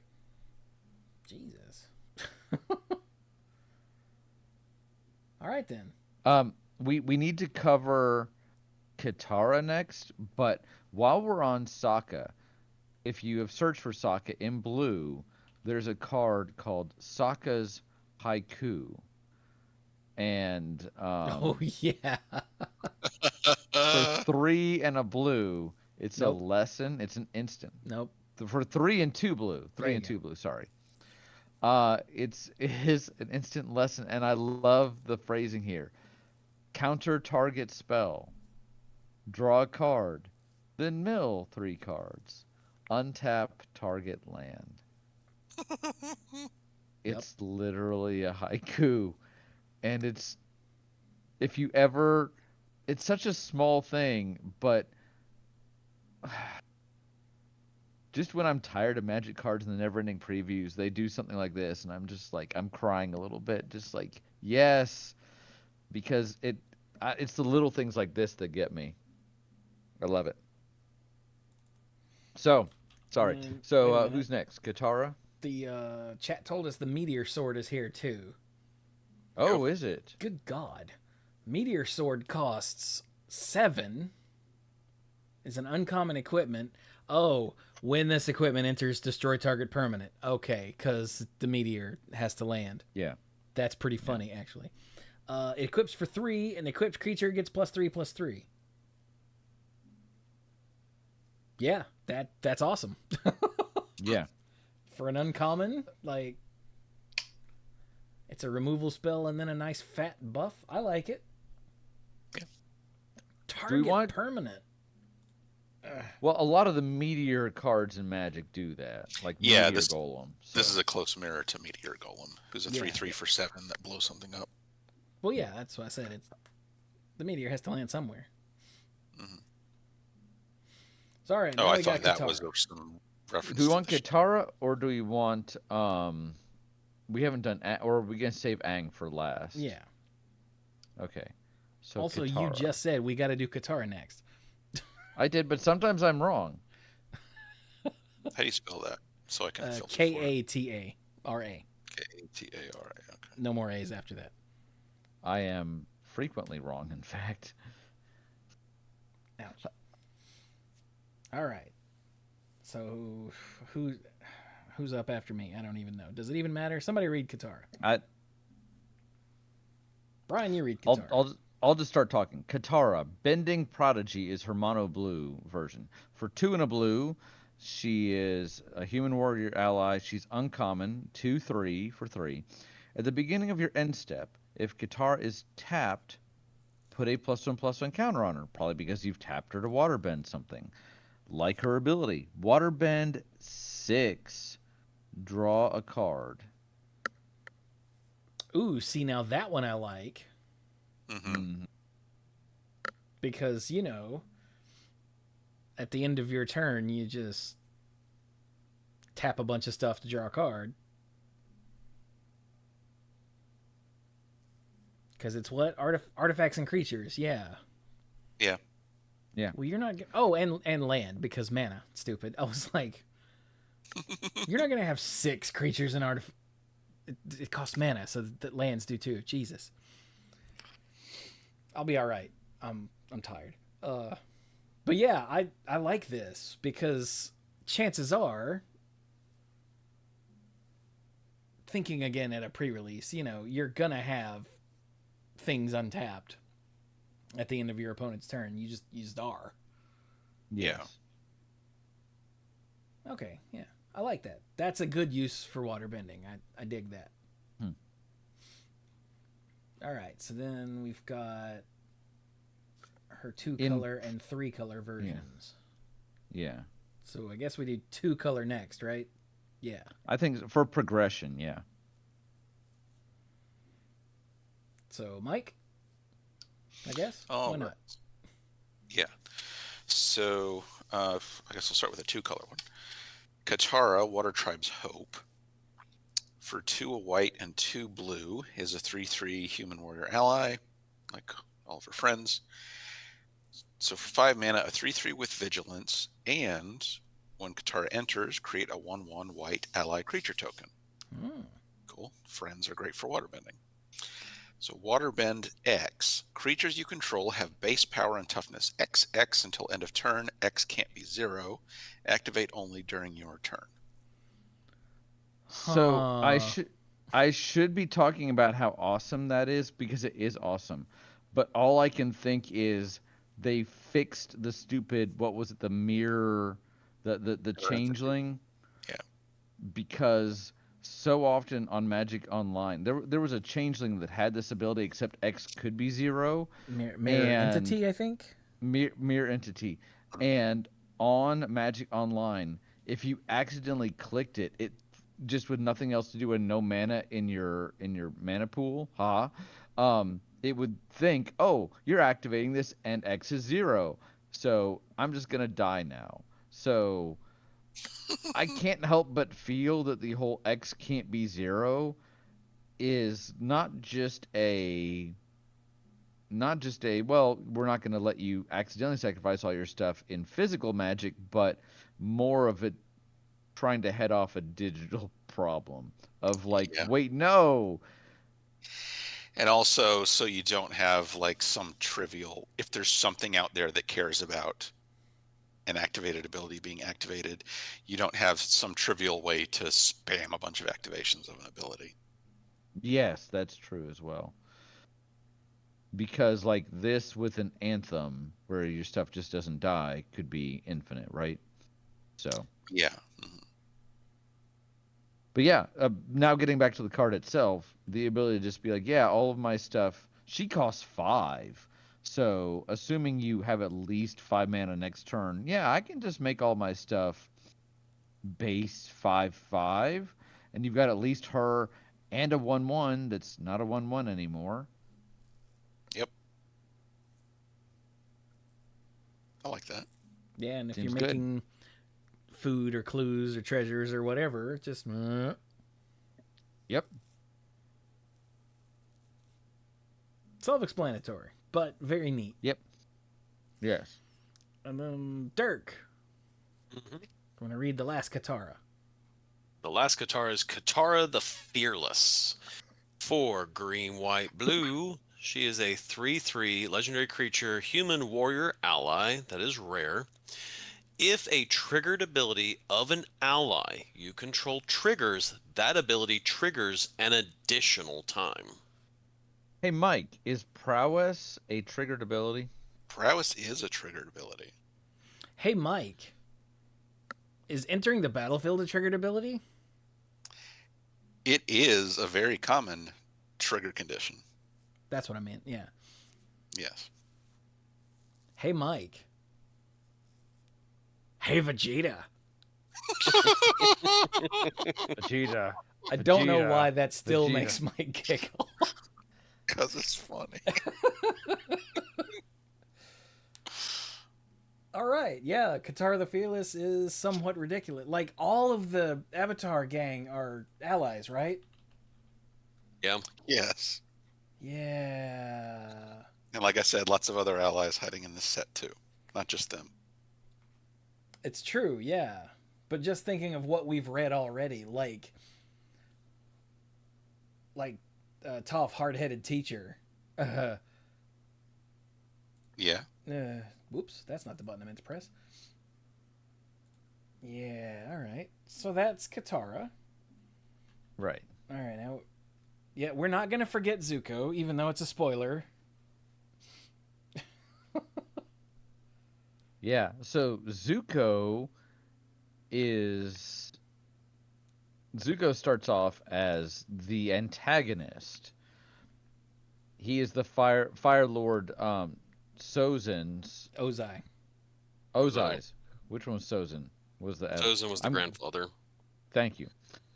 Fire Lord Ozai's son, and he ended up getting burned by his dad because he challenged one of his leaders in the chambers, and it was a slight towards Ozai because of it. Yep.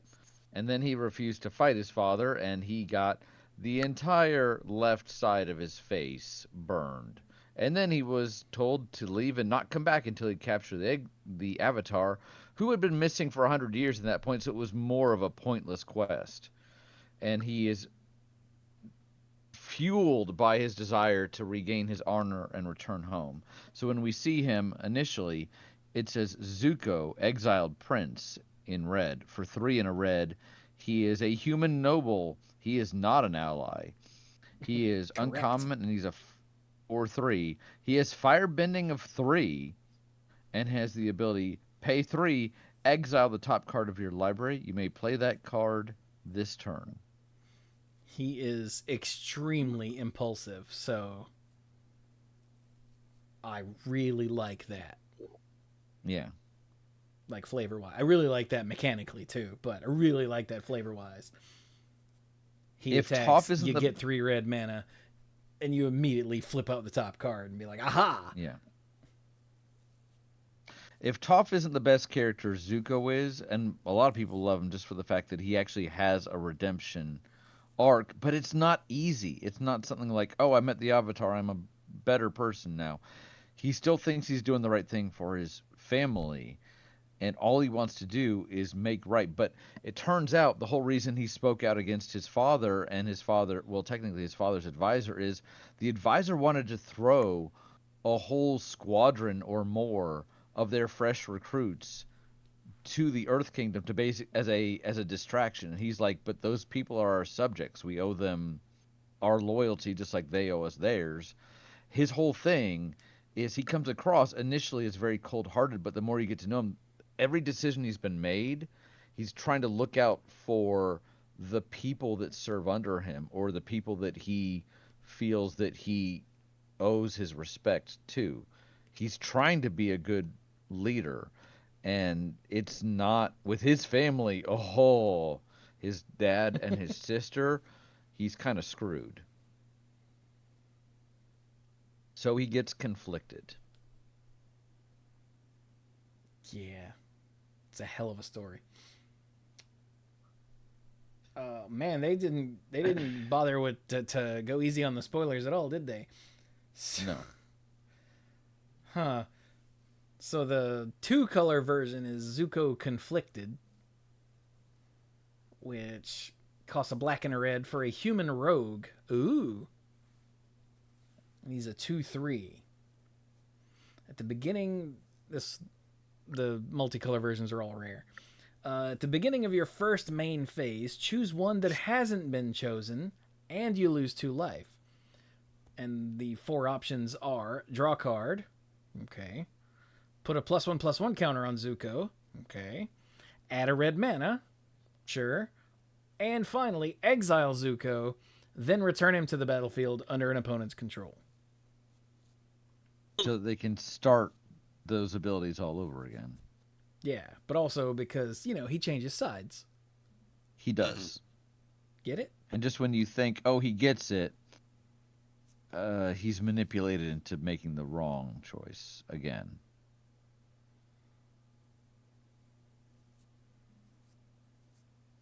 So that's neat. And it's not really. I like this because it's not because of the lose 2 life part.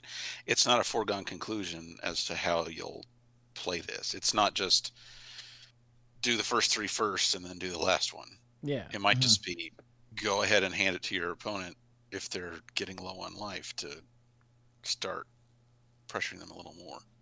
Yeah. Oh, yeah, because even if you give it back, you're still losing 2 life. Yeah. Yeah, that's nice. Oh, that's dirty, actually. Ooh, I like it. Is this a Mike card? This might be a Mike card. Might be, yeah. Because he might let it kill him in the meantime. Yeah, I might. That's something, and I feel like I've felt that about a lot of cards here that we've talked about and that I've just seen scrolling around. They're like interesting designs, and that's something like not being familiar with the property. I don't have any enjoyment of the property like honestly, I would say clouding my judgment about how the cards are, and I say it that way because I'm thinking about Spider-Man. When we're reviewing Spider-Man stuff, it's like, oh, that's cool. Oh, look, it's a such and such villain. Oh, it's such and such Spider-Man. Haha, that's awesome. But then the designs on Arena in the generic Magic fantasy setting, there are so much. There's so much stuff in there that I look at and it's like, wow, that is a really boring design. I am these cards are dumb. But no, I'm feeling good about a lot of these in Avatar. If you're feeling good about it, then especially as someone that's more objective, like you said, then that's a really good thing. Hmm.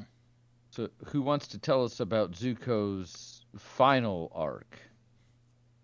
So Firelord Zuko for red, white, black is a 2/4 legendary creature, human noble ally. That's rare. He has Firebending X, where X is Firelord Zuko's power. Whenever you cast a spell from exile, and whenever a permanent you control enters from exile, put a +1/+1 counter on each creature you control. What the hell, Zuko? Wow. Because he's all about leading his people. Where do adventures come from? Exile. Adventures? Yeah, adventures. Hmm. And cards that have been plotted. Hmm. Heck, if you want to team up with the Avatar and do some airbending, those come back from exile too. Yeah. It's weird how things coming from exile, like there used to be like act hard for it. Yeah. Now it's just a basic thing. That weirds me out Yeah. sometimes. But also this game is how old is Magic now? Over 30. It was be 32 years. Yeah, it's Good God. it was 1994. 93 or 94. 93. Yeah. Bring back the absolutely removed from the freaking game zone.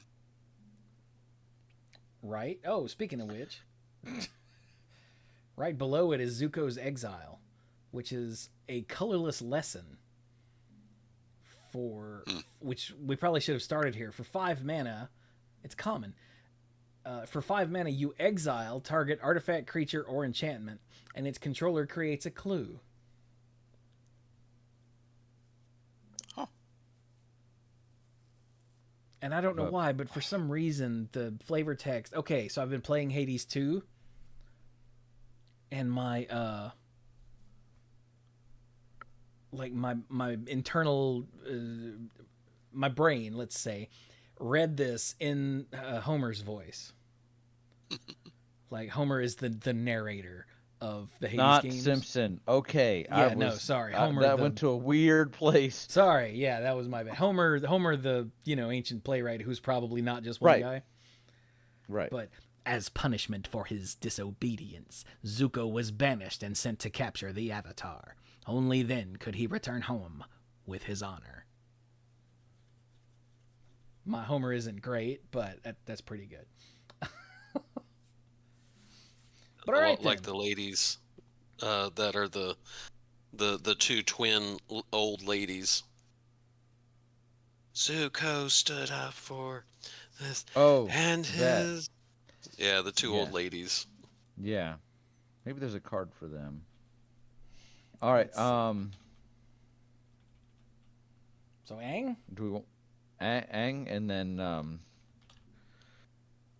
yeah, and we already covered the mono white one. Yeah, we did the normal ass boring Aang. We did Team Avatar.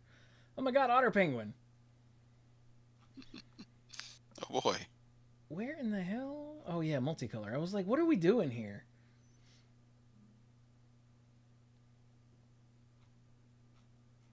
Oh man, there's so much stuff. Okay, sorry. All right, so Aang Swift Savior. is our step 2 in the Avatar cycle, where he's learned waterbending. For 1, a blue and a white, he's a 2/3 rare human Avatar ally. So 2/3 for 3 with flash and flying. Makes sense, yeah. When Aang enters, airbend up to 1 other target creature or spell. Yeah. Okay, or spell. Okay. Yeah, that's neat. And remember, he's got flash, so you can essentially counterspell a spell. Sorta. It's more of a... What was the old one? Urte's meddling. Say that one more time. Urte's meddling or something like that. There we go. Yep, that's the one. And then you can waterbend 8 to transform Aang. I don't know what this is going to try. I've never seen this card, so this is a new one on me. This makes sense.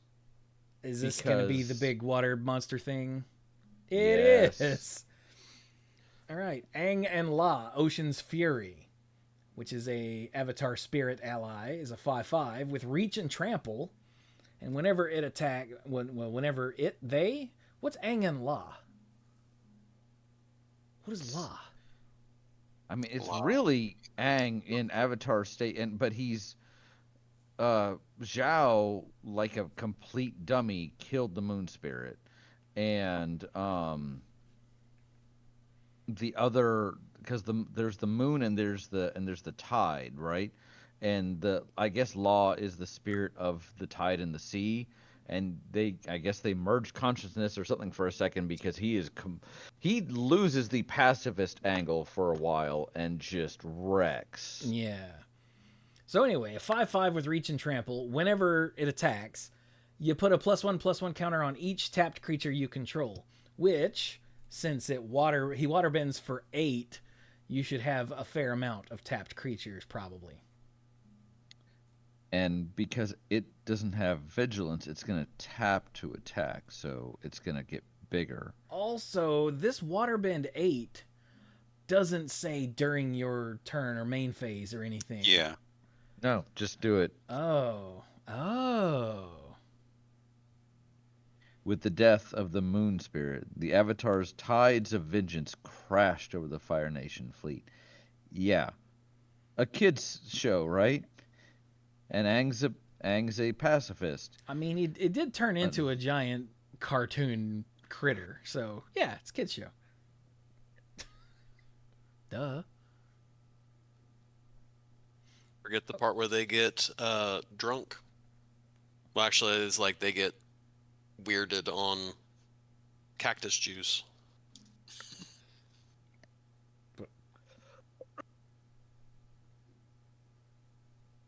Not sure what that has to do with this particular part, but yes. Being a kid's show. Oh, being a kid's show. Okay.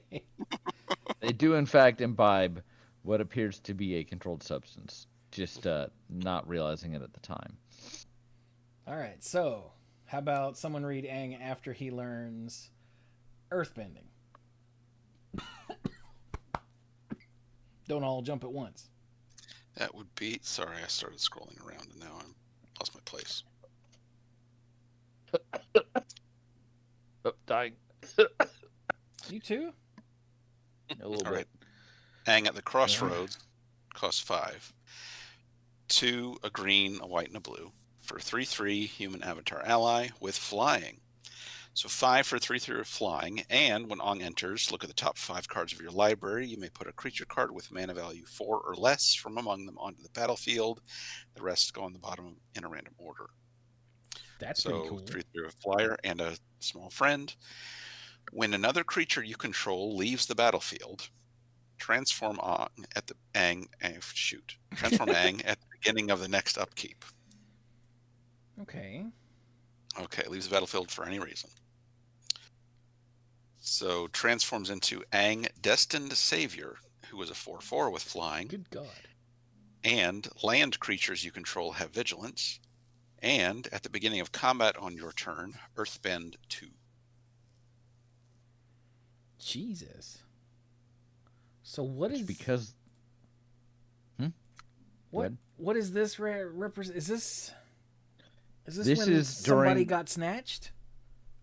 This, yeah, During the Katara, siege of Ba Sing Se. Katara got snatched, and he and Iroh went down to save her and Zuko from Azula, and he transformed like this, trying to reach his higher consciousness until Azula cast Lightning Bolt, and it didn't work anymore. Oh yeah. Good God. All right then. That is really cool. And because it's triggering at the beginning of combat, and Earthbending gives the lands haste, they can just, yeah. The fact that you're getting free Earthbending every turn is really significant. Yeah. I dig it. All right, and finally, our complete Aang. Somebody read that.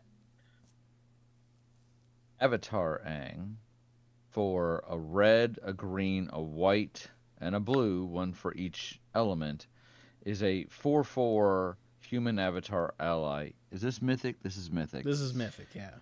He is flying and firebending too. Whenever you waterbend, earthbend, firebend, or airbend, draw a card.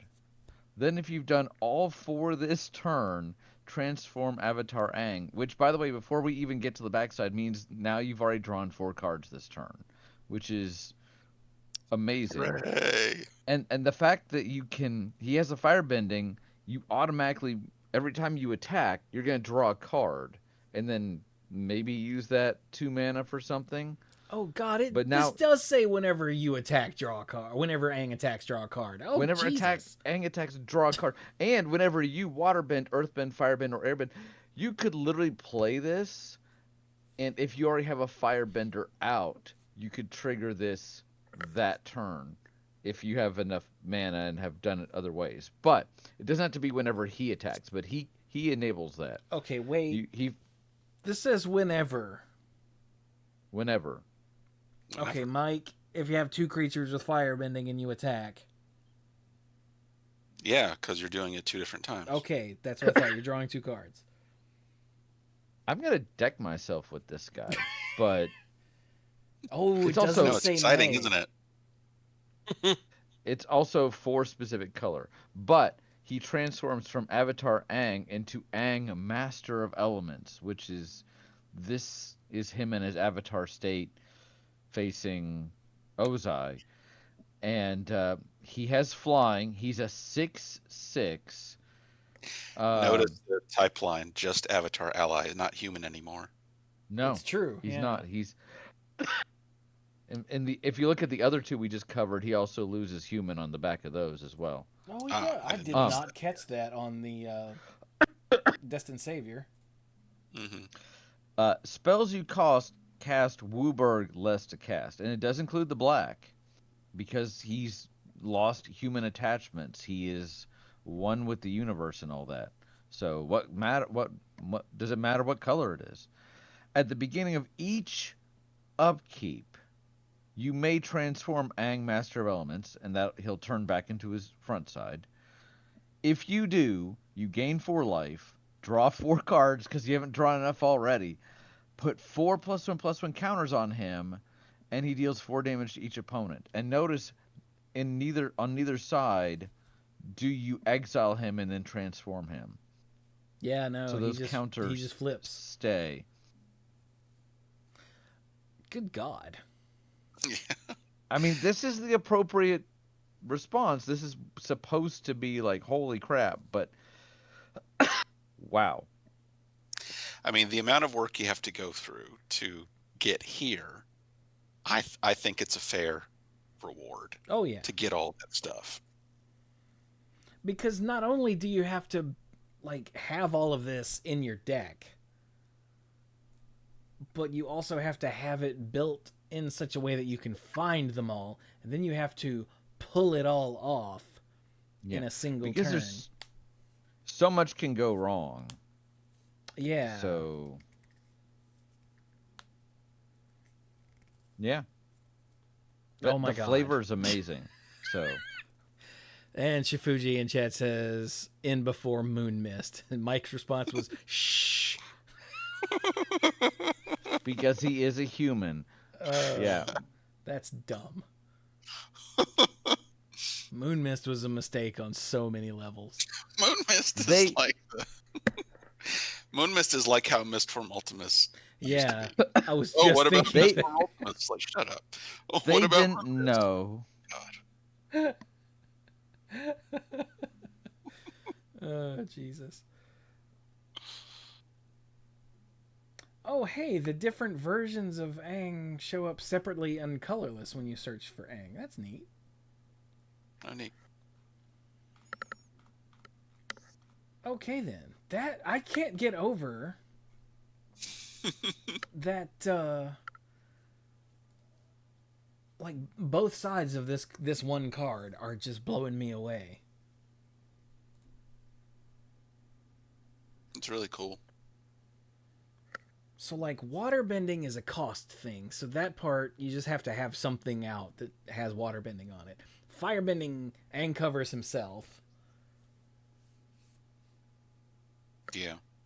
And then Earthbend and Airbend, those are going to be the tricky ones. Yeah, but those can also... Earthbend and Airbend are ones that can most easily come from spells. They don't have to be on a creature or whatever that's out there. Yeah. Well, true, but I mean, you'd have to have the mana to cast. Yeah, you have to be able to do it. Yeah. There are creatures that earthbend for free. Mm-hmm. Yeah. But those tend to be higher rarity from what I'm seeing. Yeah, this is a really cool card. I feel like Mike said, you know, after you go to all the effort to get an Aang Master of Elements in the first place, like, why not flip it back over to have an 8/8 and have to do it again? Like, why not? Because look at what you're getting. 4 life, 4 cards, 4 +1/+1 counters, and zapping all of your opponents for 4. Like, Yeah. really only the 4 cards and the 4 +1/+1 counters are the important bits, but, you know, by and large. And then if you want to do it again, you've got to do it all again, but you're still, even if you don't flip him, let's not get hung up on the massive power spike. He's still a 4/4 flyer that says, when you attack, draw a card, and when you do any of this other stuff, when you draw a card, draw a card. Like, Yeah. like, let's not get hung up on trying to do the impossible thing when he's just really solid without it. Man. Unfortunately, I'm going to have to bid you all a farewell tonight because I've got to get up to go to practice. No, Dirk, you've got to read. Oh, it's not here. Okay, never mind. I guess that was in one of the other sets. There's a card called That's Rough, Buddy that made me giggle.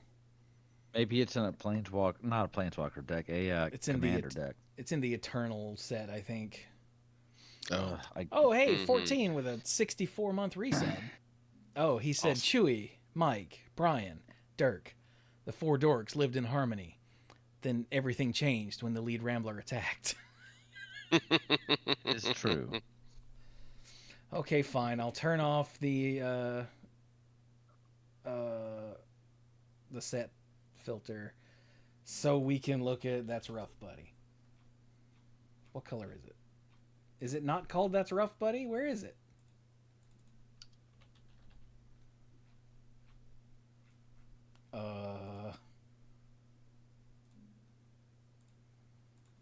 Oh, was it there?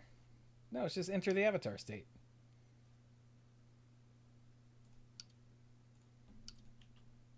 Are you sure you have the right filter? I mean, I turned off, or I clicked on the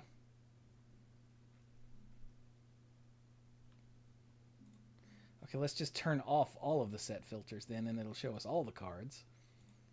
There we go. And then we go down to...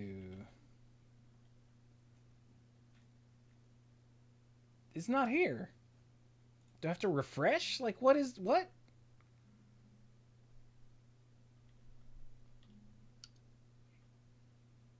Card image gallery's busted. Is it blue? It's white. It's white? Mm-hmm. Why can't I see it? I just did a literal Google search for it to pull it up. It's because I've got default treatment on, isn't it? Yeah. You gotta take all of it off. It's because I've got play boosters on. That's what it is. Okay, so it should be here now. Yeah, it'll be down here.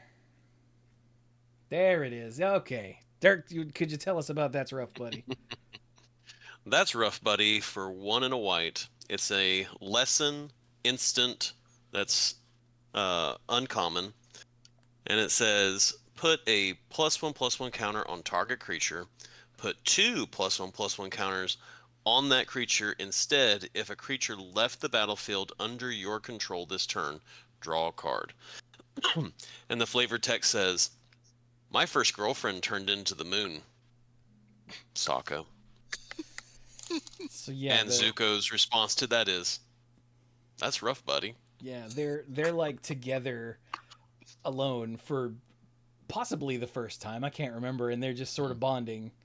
And you know, Zuko's like, this is something. How about you? And Sokka goes, my first girlfriend turned into the moon. And there's just a pause. It goes, that's rough, buddy.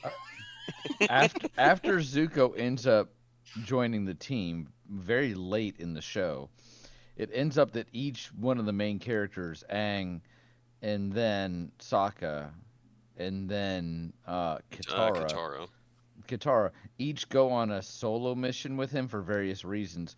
And then Toph is like, I want to go, when they have to split up to look for something, she's like, I get to go with Zuko. Everybody else got to go with Zuko and have this like life-changing experience. And he's like, sure.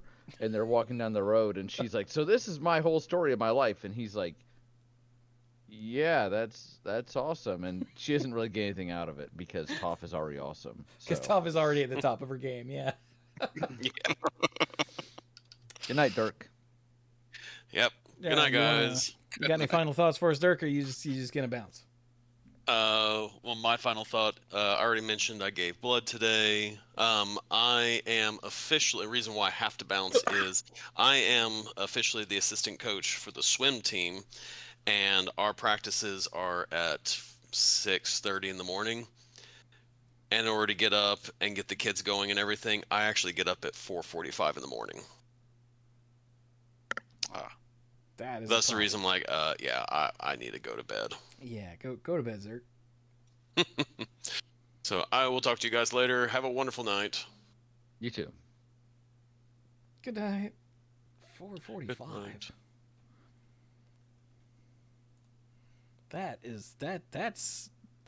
That's not a way to live. That's punishment. I don't get up that early. Jeez. At 4:45, I've only been asleep for a maximum of like 3 hours. Huh.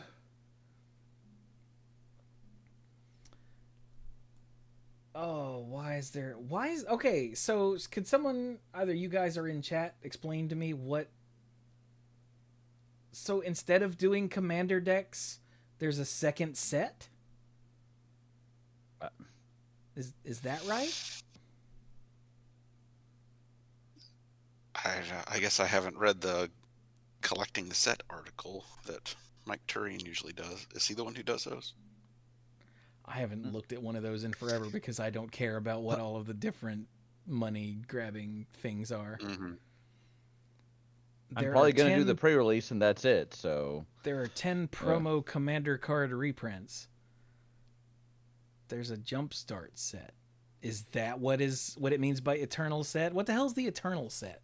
Also, Odinson, thank you for that. Holy crap, 100-month resub. I did not see that number. What? Odinson has hit triple digits with the Twitch subscription. What? That is not a small number. That is insane. Thank you. Anyway, I'm sorry. What were we just talking about? They're talking about the sheer number of different products. Oh, okay. Even within a product, there's still... Okay, so the Jumpstart set, the Eternal set is basically a Jumpstart set. Okay, gotcha. Wonder why under filters it says Eternal set instead of Jumpstart. I guess to hammer home that it's Eternal legal. Mm-hmm. But isn't Yes. everything that's Eternal probably... legal? Like, So maybe it's Yeah, only but I legal guess- in Eternal? Are not standard legal. Yeah.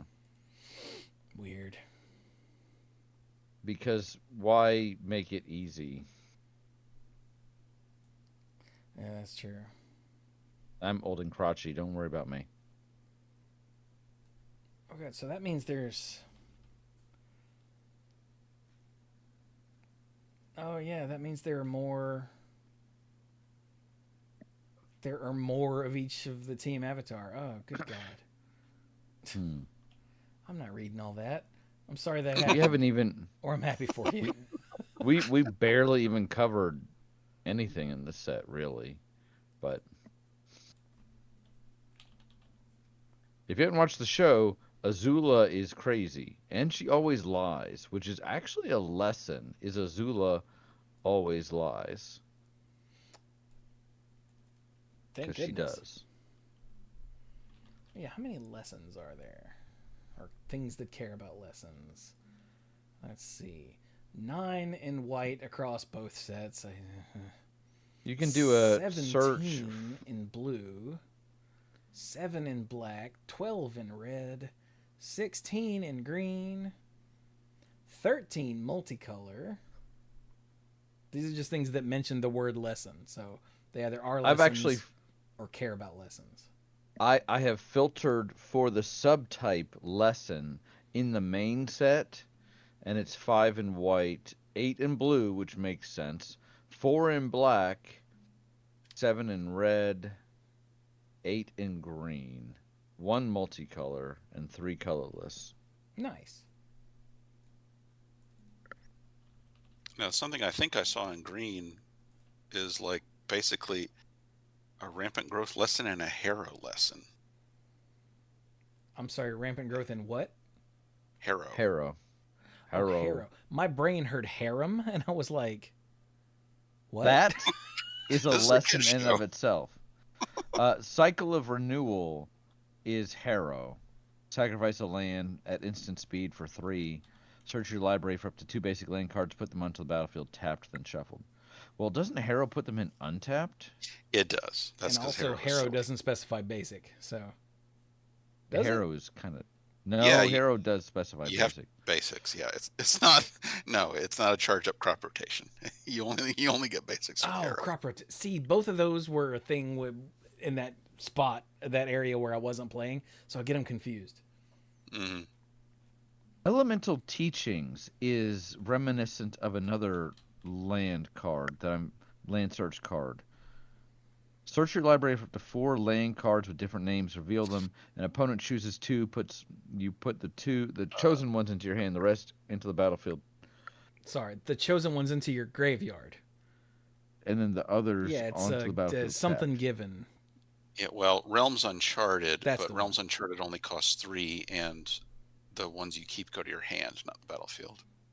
Oh, Yeah, so So that's why Elemental Teachings cost 5, because yes. they're going to the battlefield. yeah, so 2 go to the graveyard, 2 go to the battlefield. Tapped. Oh, and that's a lesson. Okay. And then Shared Roots is rampant growth. Straight Yeah. up. Oh yeah, there's always got to be a rampant growth, variant or with a subtype. Not as How many? not as often as you think. Like 2-mana rampant growth is not a thing that shows up very Really? often anymore. Yeah. Looks like there's 1 shrine per color and no gold or colorless shrines. Which makes sense.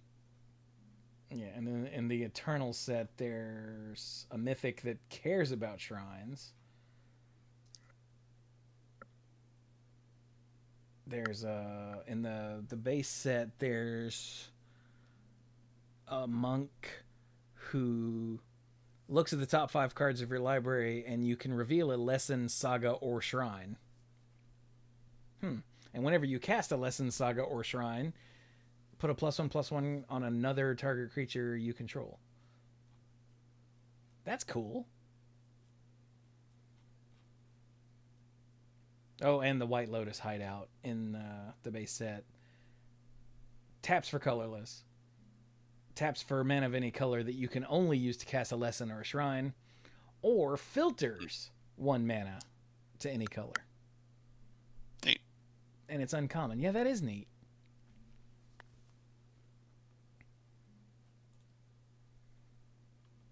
Oh yeah, chat pointed out Harrow's sacrifice of land is part of the cost. Whereas this one, what was this one? The cycle. Yeah, cycle of renewal. Okay. That's part of the effect. Just says sacrifice of land. that is important. Okay, so I know Dirk is gone, Dirk is gone. but I just read a card, and I don't know if he'd care about it or not, and this is just insane. What is it? This is Wrath on steroids. This is Avatar's Wrath. Read Avatar's Wrath.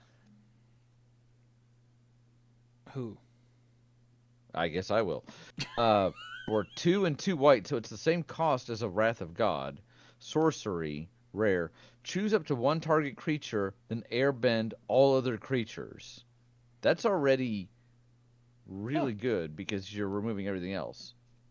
Until your next turn, your opponents can't cast spells from anywhere other than their hands. Oh, so he blows everybody away. And they take a turn to come back. Yeah, and then they have to lay there and recover because, they bounced off a wall and that hurts. Yeah. Exile Avatar's Wrath. But just for mechanic standpoint, I literally get rid of everything except for one of my guys, the one that I want to have, which probably if I've already played it on another turn can just go ahead and swing. There's nothing in the way. And you can't even replay your stuff next turn. But you can. But I can. But you can't, and you can't cascade next turn because that's casting a spell. You can't or flashback? discover flashback, plot, Man. anything. Yeah, that's why I was like, wait, what? That seems silly. That's pretty funny. Oh my god, the frothing fan is on a card right next to it. Well, I did a search for Avatar. Mm-hmm. Avatar Enthusiasts for 2 and a white is a 2/2 human peasant ally. It's common. Whenever another ally you control enters, put a +1/+1 counter on this creature. And this is the GIF I used on BlueSky when I posted that we were going live, was this guy losing his mind. Yeah. And so it's hilarious. There's also a ton of stuff in this set that makes ally tokens. Oh, yeah. This guy can get, like, bigger than the Avatar just from fan appreciation. So let this be a lesson. Always like and subscribe Chewy's posts. Yeah, we'll go with that. Yes.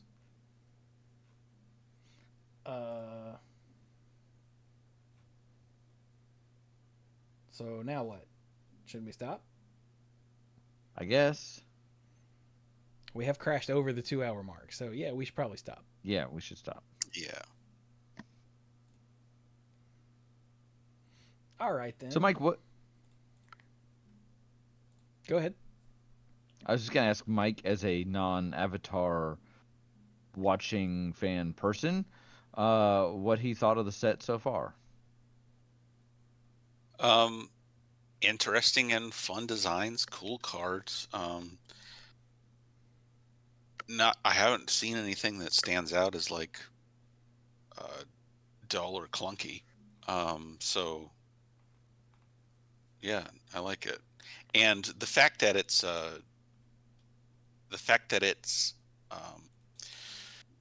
high fantasy-ish setting with its own character that's not just some that has its own distinctive character, and it's not just whatever, also helps it feel better as a Magic set.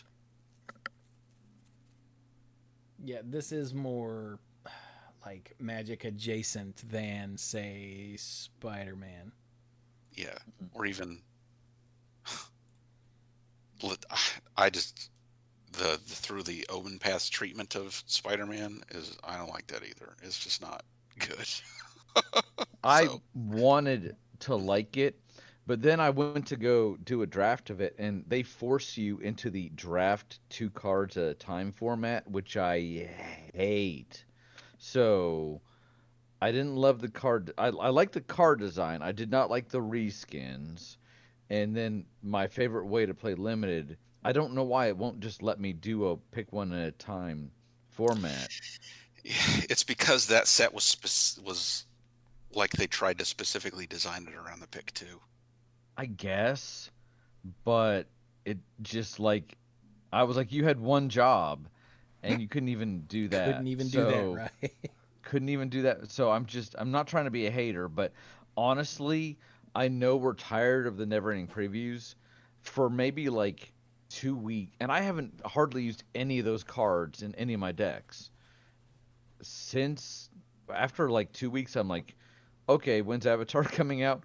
I didn't have to wait very long because, it's only been however long, 20 minutes. but I am sad to say that I didn't. I'm with you. I didn't really love what they did with that. So I don't know what you're talking about. What do you mean they gave it the through the Omen Paths treatment? What does that mean? So because they can't do Spider-Man in digital format. Right. They had to give the entire set a reskin. So it's and Oh, on okay. Arena it's called Through the Omen Paths. I And forgot it's that was called Through the Omen Paths. Right. It's not Spider-Man. Yeah, Right. and it's this it's something else, like from what you saw a little bit of in Thunder Junction and more in Aether Drift, where it's just pulling stuff from all over the Magic multiverse. But because there's so much so it's a bunch of stuff from all over the Magic multiverse, except there's a ton of spider human characters in it for some reason.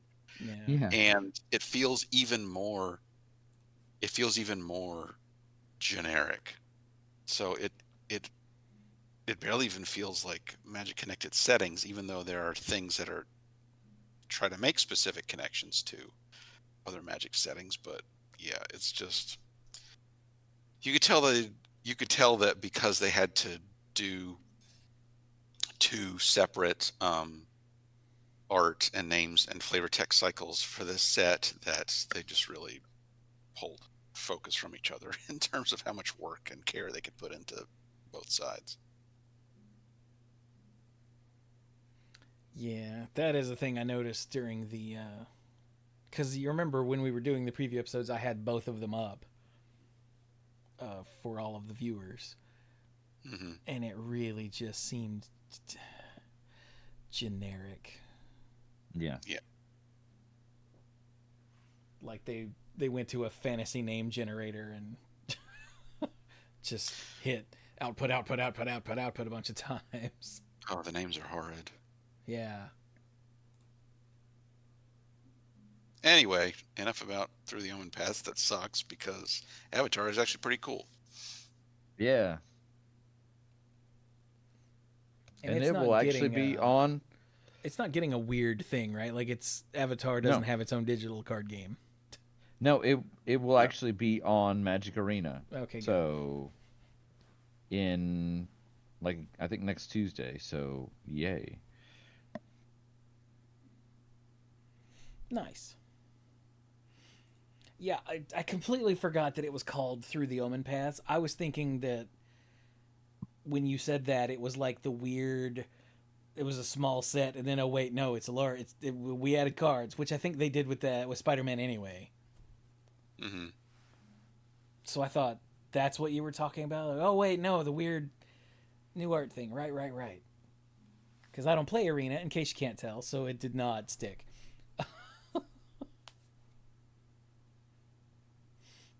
But okay then.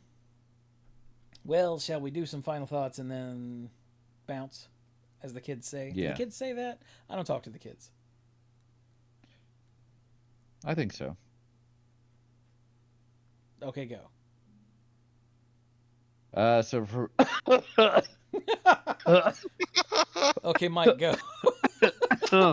oh, I've had a cold for a little bit, and I'm actually feeling much, much better. And this cough just will not leave me alone.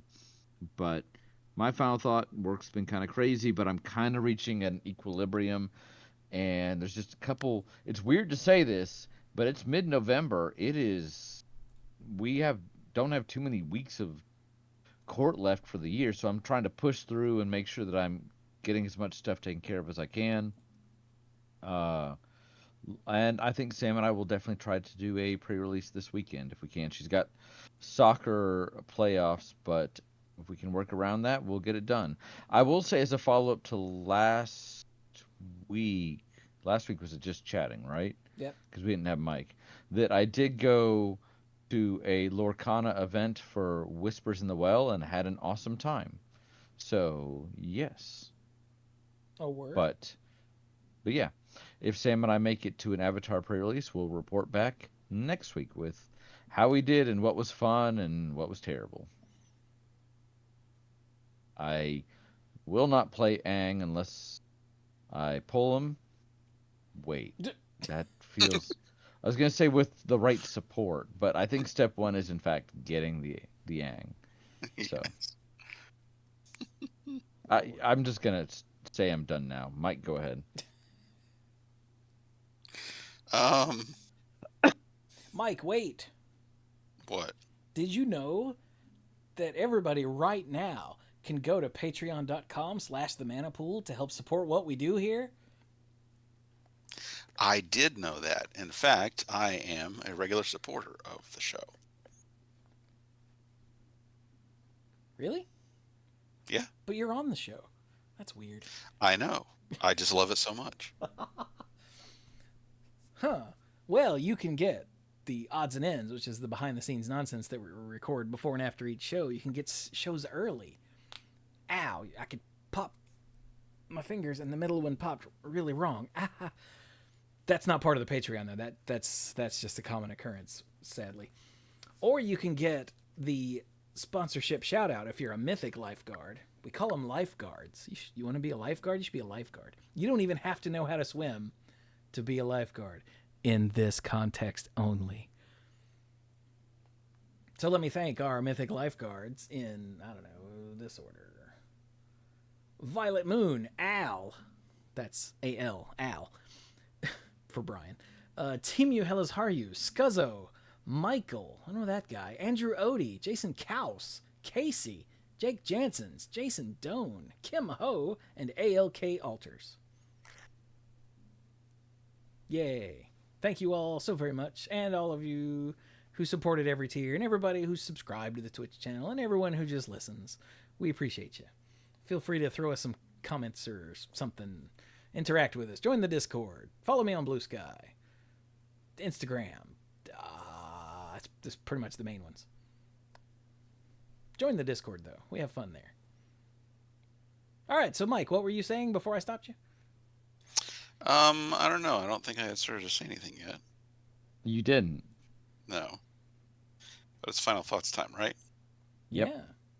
Okay. Let's see. Pre-release this weekend. Don't think I'll be able to make it out to anything, but I definitely look forward to seeing some of this stuff on Arena. With the influx of shrines, I might even go back and try to make my own 5-color crazy shrine brawl deck with some of the new stuff. 'Cause I love shrines. Need to finish reading them to figure out what they are. And who knows, maybe I'll also try a crazy Avatar Aang deck. It's been a while since I built a new overly ambitious, silly deck on Arena. Yeah. So, oh, they made a bunch of there was a huge banned and restricted announcement. Yes. It also affected Oh, Arena. yeah. And I had only heard about like the standard and pioneer stuff. So the next time I fired up Arena and I went to play a few brawl games to do my daily quests, I noticed that a couple of my brawl decks were showing as illegal, and I'm like, what happened? I didn't know there were any changes to brawl. So I looked, and it's like I saw that the Ancient Tomb and Strip Mine were going, and I'm like, oh, come on. Okay, fine. Strip Mine, okay, I can understand. I'm sure people were doing broken stuff with that, but Ancient Tomb's like, come on, man. Let us have some fun. But then I found out that they also banned Mana Drain. So I'm like, okay, I'm willing to make that trade. if Mana Drain is gone, I can live with Ancient Tomb and Strip Mine being gone. In standard, Vivi being banned makes me sad because I love him, but it's what needed to happen. I love the character. It's ridiculous. I don't love the card. I don't. And with like the Cauldron, it's Nadu levels of mistake. it was. Nadu got banned in Legacy. Yeah, Like we called some of this, right? we Yeah. did. We said this was dumb and it was going to be a problem, and we don't even do those sorts of shot calls. But yeah, I just I'm sad that it had to be Vivi, the character, but the card had to go. Screaming Nemesis going can die in a fire, because I didn't even really play a whole lot of life gain in a lot of decks, but it shuts down so much strategy and it forces you to play so differently that it was a pain in the butt every time it showed up, and it was always a 4 of. And then the the enchantment that puts counters on whenever you draw multiple cards in a turn. Is that really is that a problem without Vivi? I guess they thought it might be. Yeah, it's just because I think I'll draw some extra cards and make my creatures big, and because it's an enchantment, there's not as much counterplay against it, so it's just like, oh, so many cards say draw a card, let's get some more value out of it. I guess people smarter than me are, I'm sure, saying this is the right move, so I'm more cared about the first two. Yeah.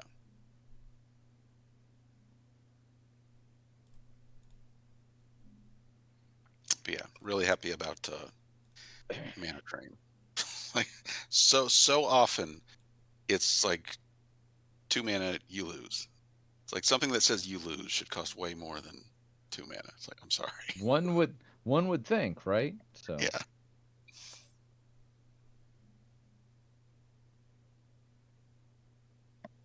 That's fair.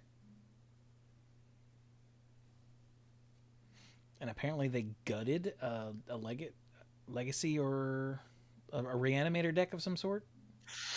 Yeah, they finally banned Entomb. Oh, really? Yeah, really. Oh. Wow.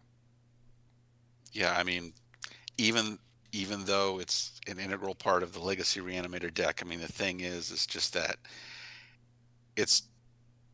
it makes for too much consistency on the first and second turns. Like very often on the first turn, it's like you don't have like, yeah, ideally people would be, doing this like toolbox thing with it, but no, it's just like, okay, you get the best thing every time on turn one. Go to it. Yeah.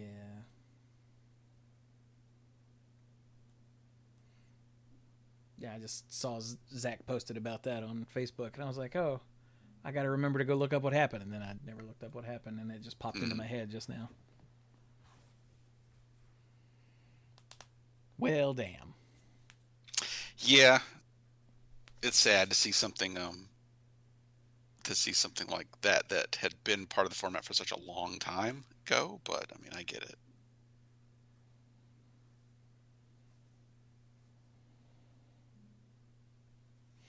All right, then. So is that it? For me, yep. I'm good. Well, yeah. Oh, I didn't do me. Hey. Nope. What's going on with me? I'm still playing Hades 2. Oh, I started a new thing on stream. It's oh god, it's so weird. It's a hybrid randomizer for Legend of Zelda: A Link to the Past and Super Metroid at the same time.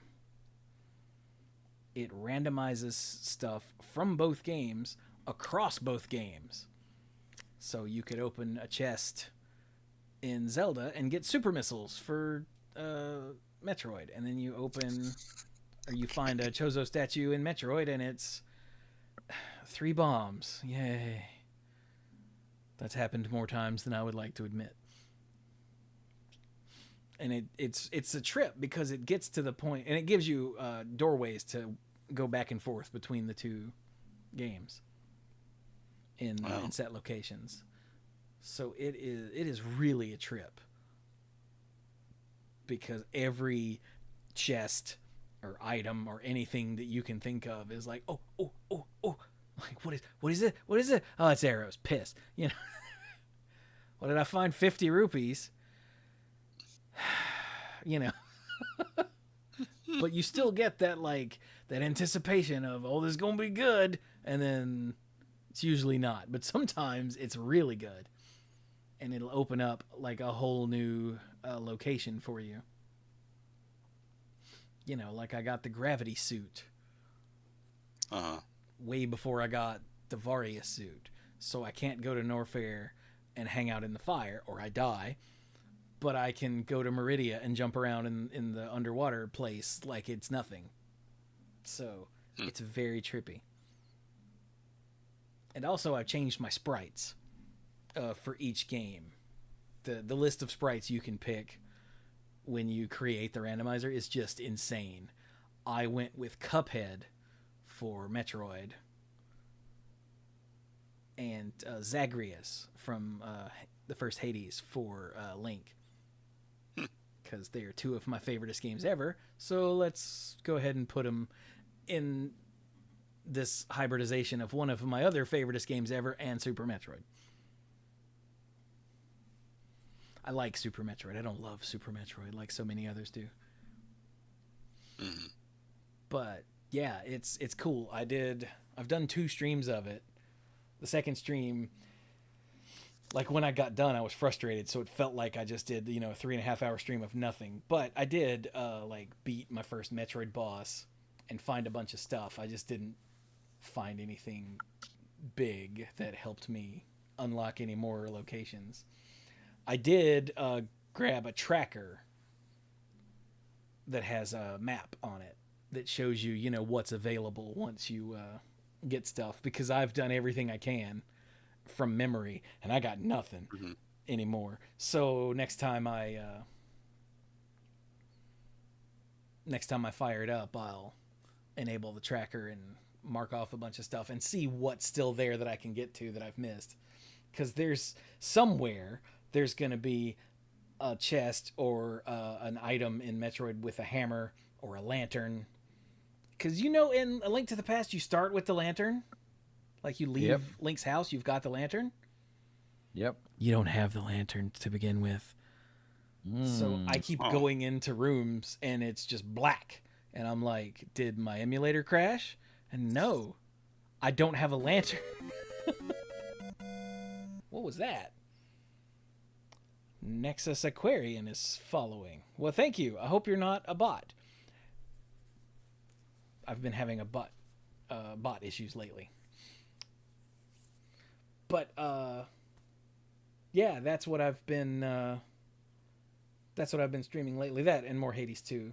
I'm still playing Tales and Tactics. I'm gonna do that on stream some more before I figure out,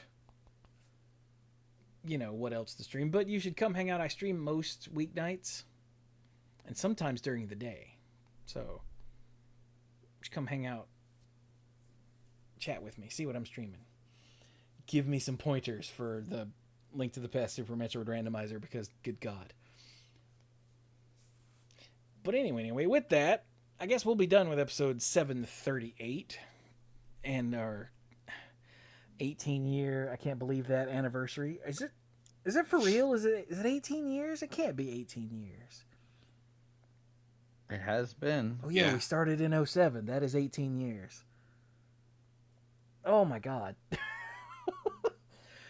Think of how high that number would be if, like, the last 5 years we hadn't been sort of fast and loose with the weekly thing. Because for the first 13 years, we were damn near weekly every week. I mean, there were some preview seasons where, we not didn't. after a while, but there were some preview seasons early on where we would do 2 a week. Yeah. But That didn't but last we very long, averaged no, but we averaged close to 50 episodes a year, which, if you think about it, that's kind of crazy, because we were hitting those 50 every 50 on a yearly basis. though. Yeah. So But then the world ended and we all decided our mental health was more important than watching the episode number tick up. And now That, everyone and but me has a life. So sometimes we Well, just can't do a show. we also aren't as invested in Magic as a property as we used to. So that the two kind of combining have Yeah. led to So next week, it sounds like, since Mike is really enjoying the cards in the set and Brian sounded bummed that we didn't actually get to talk about very much, we'll probably do more Avatar next week. Yeah, but I think that'll probably I don't think it needs to go on more than that. Yeah, no. So yeah, next episode, which will hopefully be next week, we'll do more Avatar, and then we'll figure out something else. Next episode will be my birthday episode. So our 18th anniversary episode is Avatar set, and then my birthday episode is Avatar set. Please kill me. It's fine though. I like Avatar. I really want to. I don't think Renee's seen it, so I really want to get her to watch it. Plus Mike, but Mike is never going to watch anything, so. No. So, At least all he's right. upfront about it. This has been episode 738 of the Mana Pool. Happy anniversary to us. Good God. Yay. Thank you all so very much for joining us. And do not poke the Avatar when it's in the Avatar state. Trust me on this.